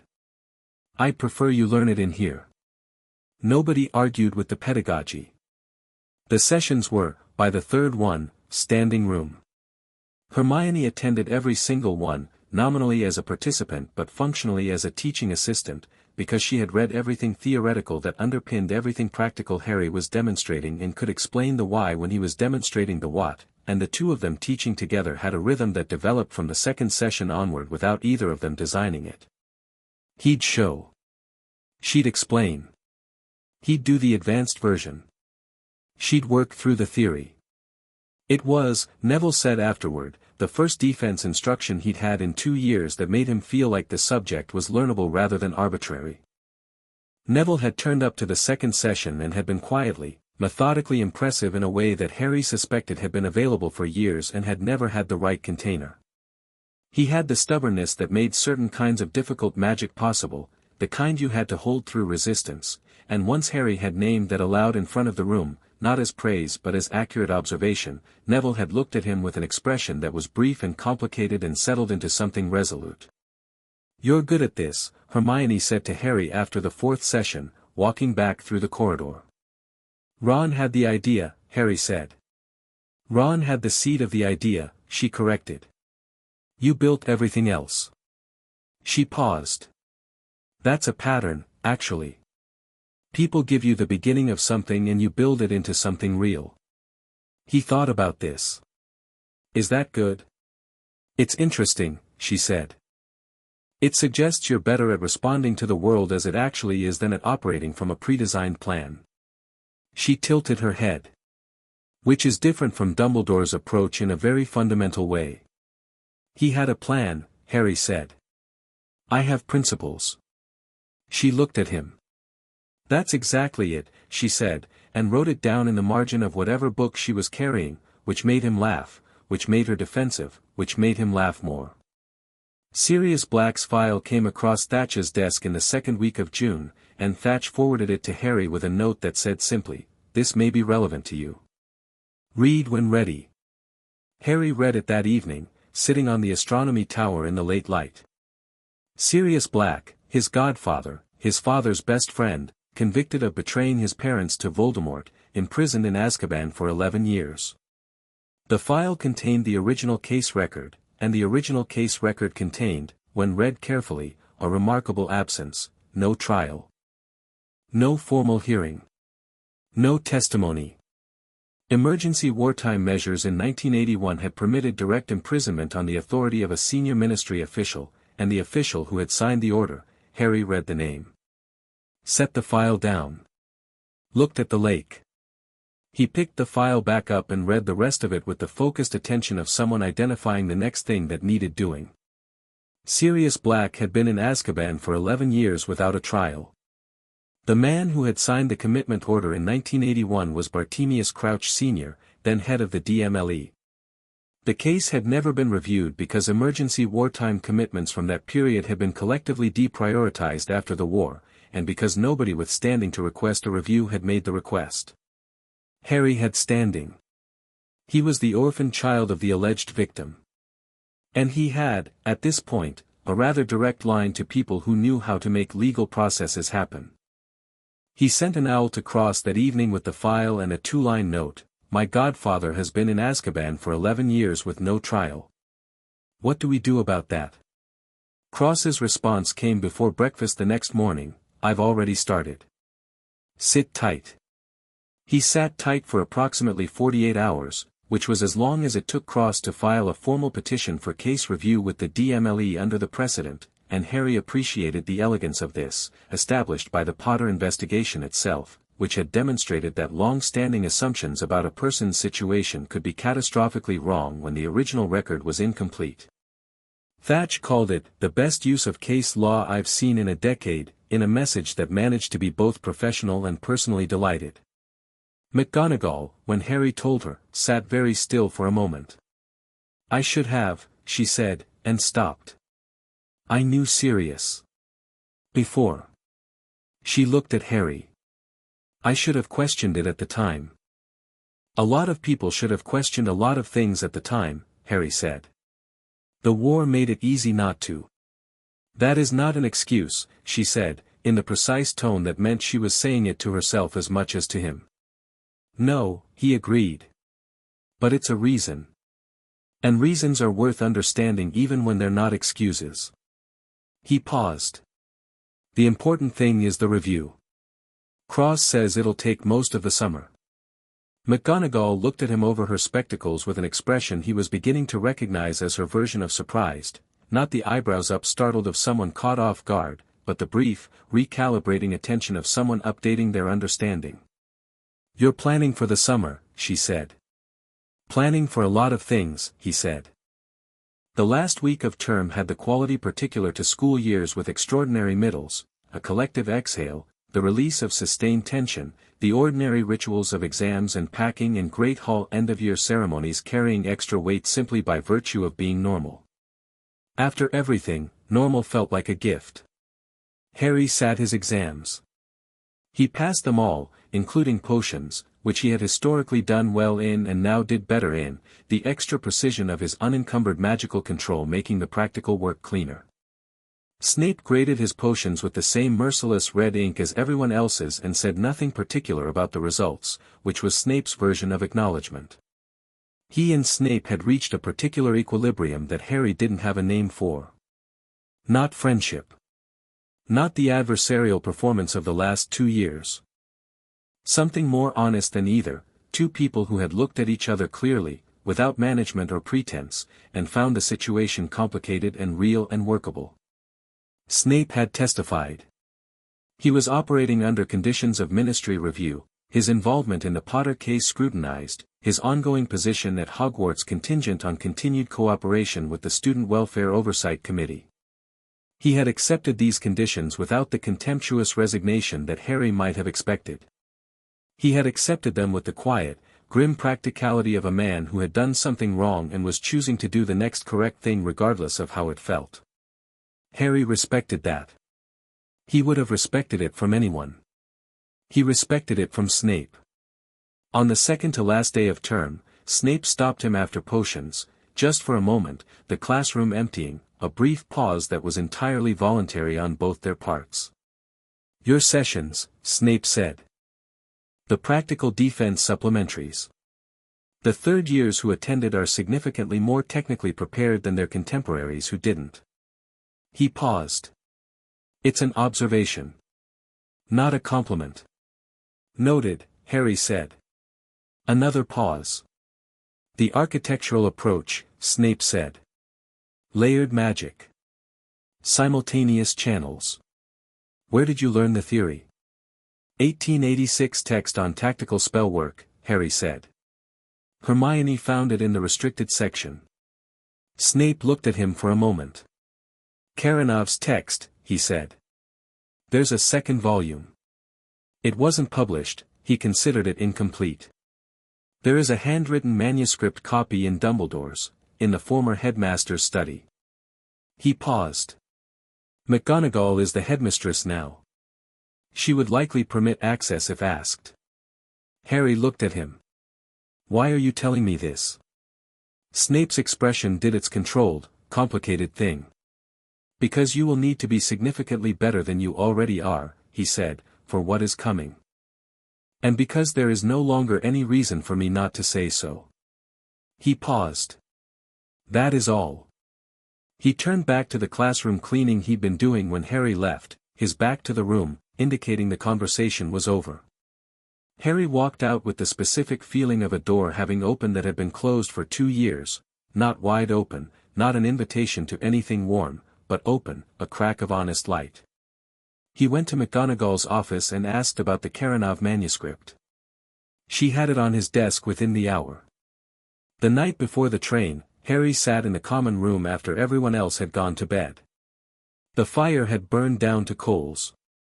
Outside the round Gryffindor windows the sky was the deep blue of late Scottish June, clouds moving across a three-quarter moon, the castle quiet in the particular way it was quiet only very late at night and very early in the morning, when all the people in it were sleeping and the stones went back to being stones. He had the Karanov manuscript on his knee. He had his wand on the arm of the chair. He had the diagnostic parchment, the original one, from the hospital wing on the night of the Basilisk bite, the one he'd tucked under his pillow and taken with him to St. Mungo's and carried through everything since, folded in his breast pocket.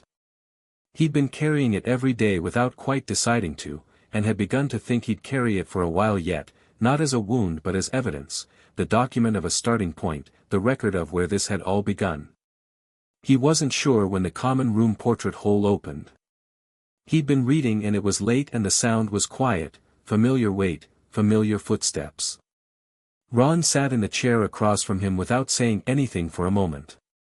He had the slightly bleary look of someone who had woken up and found himself unable to stay asleep, which happened to Ron occasionally before significant days. "Nervous?" Harry asked.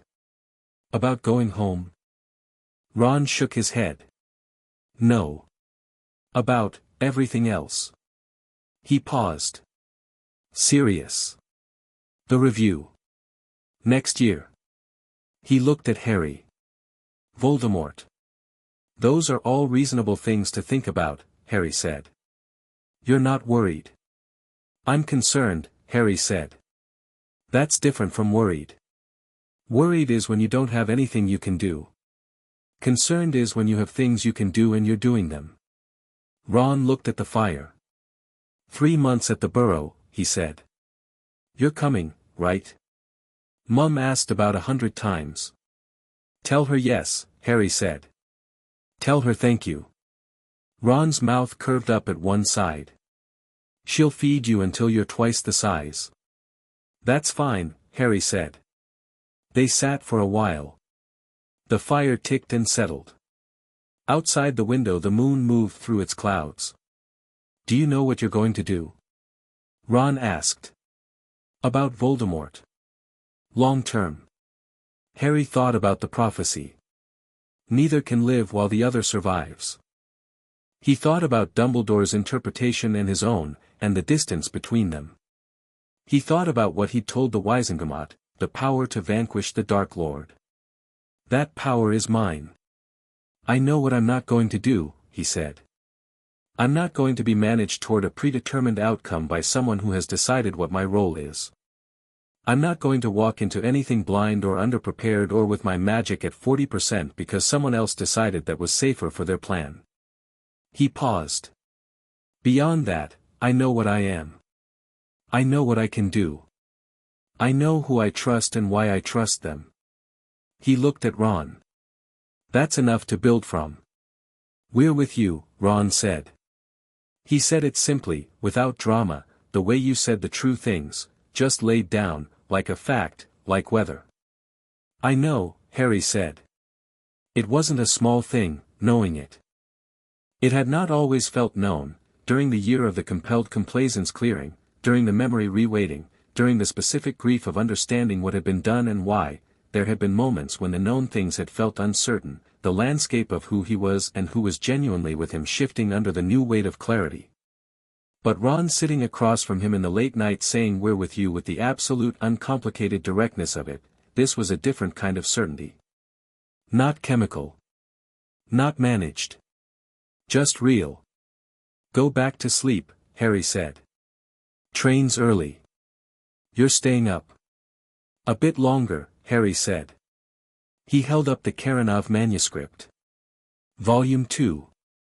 Ron looked at it with the expression he reserved for Hermione's revision schedules and other evidence that some people had a different relationship to information than he did. Right, he said, standing and stretching. Don't be weird about it. I won't. Ron went back up the stairs, and Harry heard his door close, and the common room was quiet again. He opened the manuscript.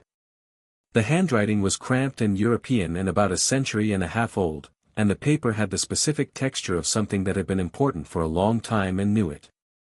The first chapter was headed, On the Architecture of Layered Intention, Why Power Without Structure Destroys Its Possessor. He read. The fire burned down. The moon crossed the window. Somewhere in the castle's deep stones, the magic that had been here for 1,000 years moved in its slow currents, carrying everything within it equally and without preference, students, teachers, history, the specific accumulated weight of everything that had happened here and would happen here, the past and the present and the unnamed forward shape of things.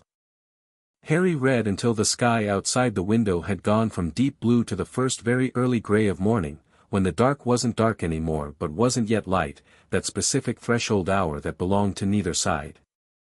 He closed the manuscript. He sat for a moment.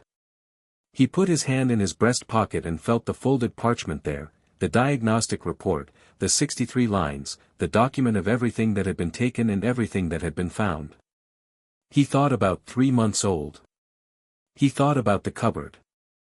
He thought about Fawkes's song in the chamber, which he hadn't thought about in weeks, that clear, clean note that had reached him in the dark when he was dying and had been the first thing to make him feel like surviving was the right direction.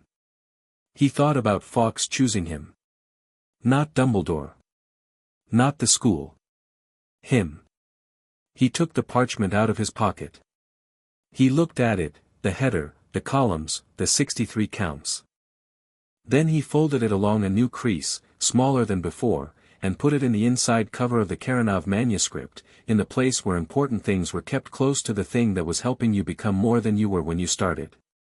He stood up. The castle breathed around him. The gray light was getting lighter. He went upstairs to pack, quietly, in the way of someone who was ready to go. The trunk didn't take long.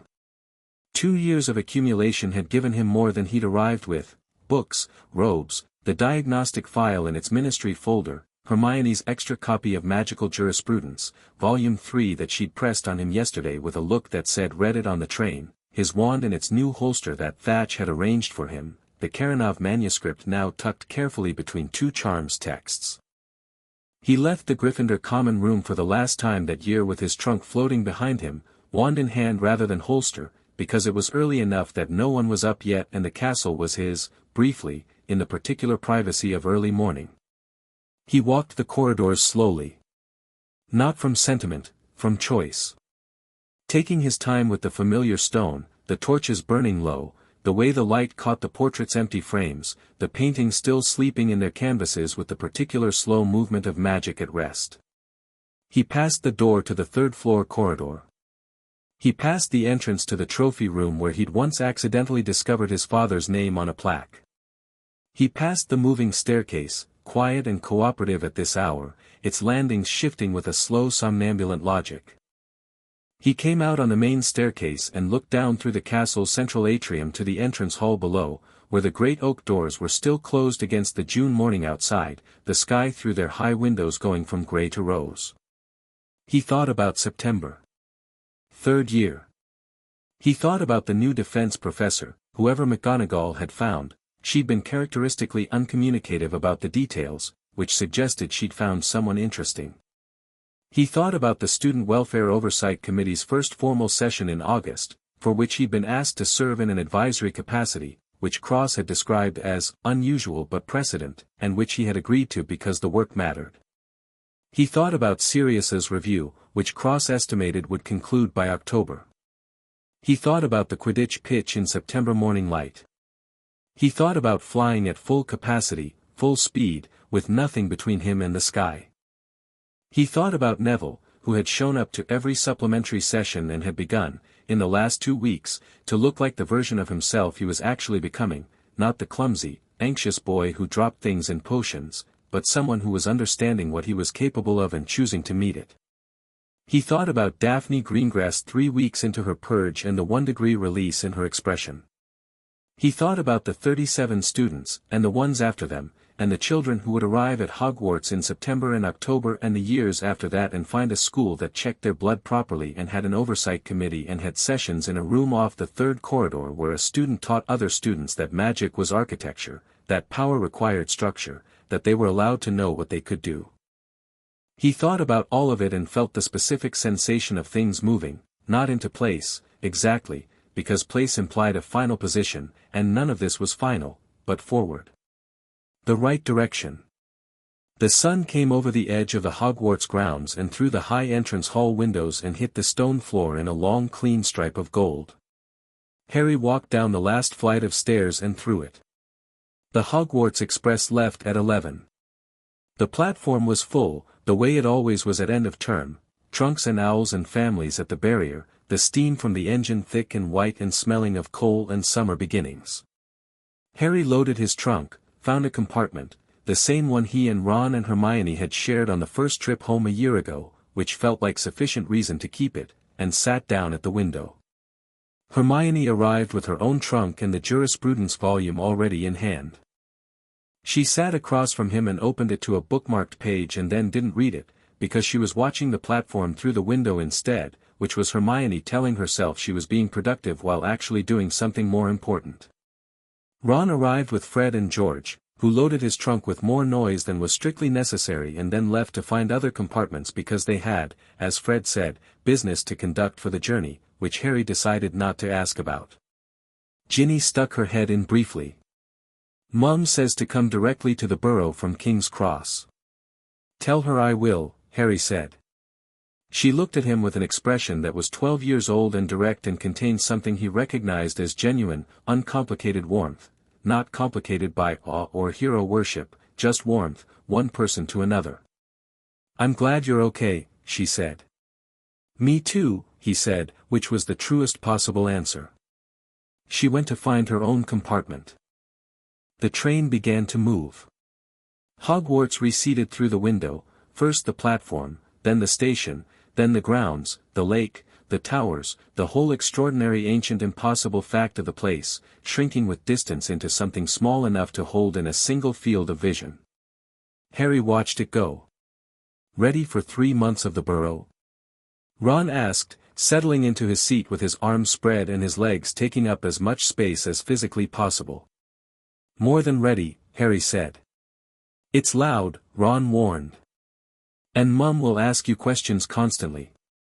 "I know," Harry said. "And Ginny, Ron." "Right." Ron subsided. Looked out the window.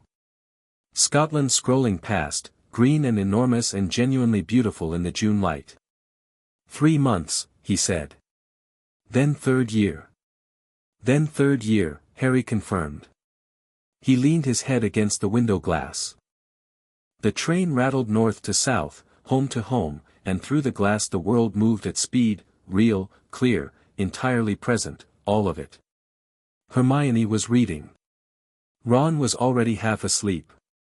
Outside the window the countryside opened up, broad and light and running with summer. Harry closed his eyes. He thought about 63 foreign things, gone. He thought about what was left when they were gone. Himself, exactly. That was enough. That was more than enough. That was everything.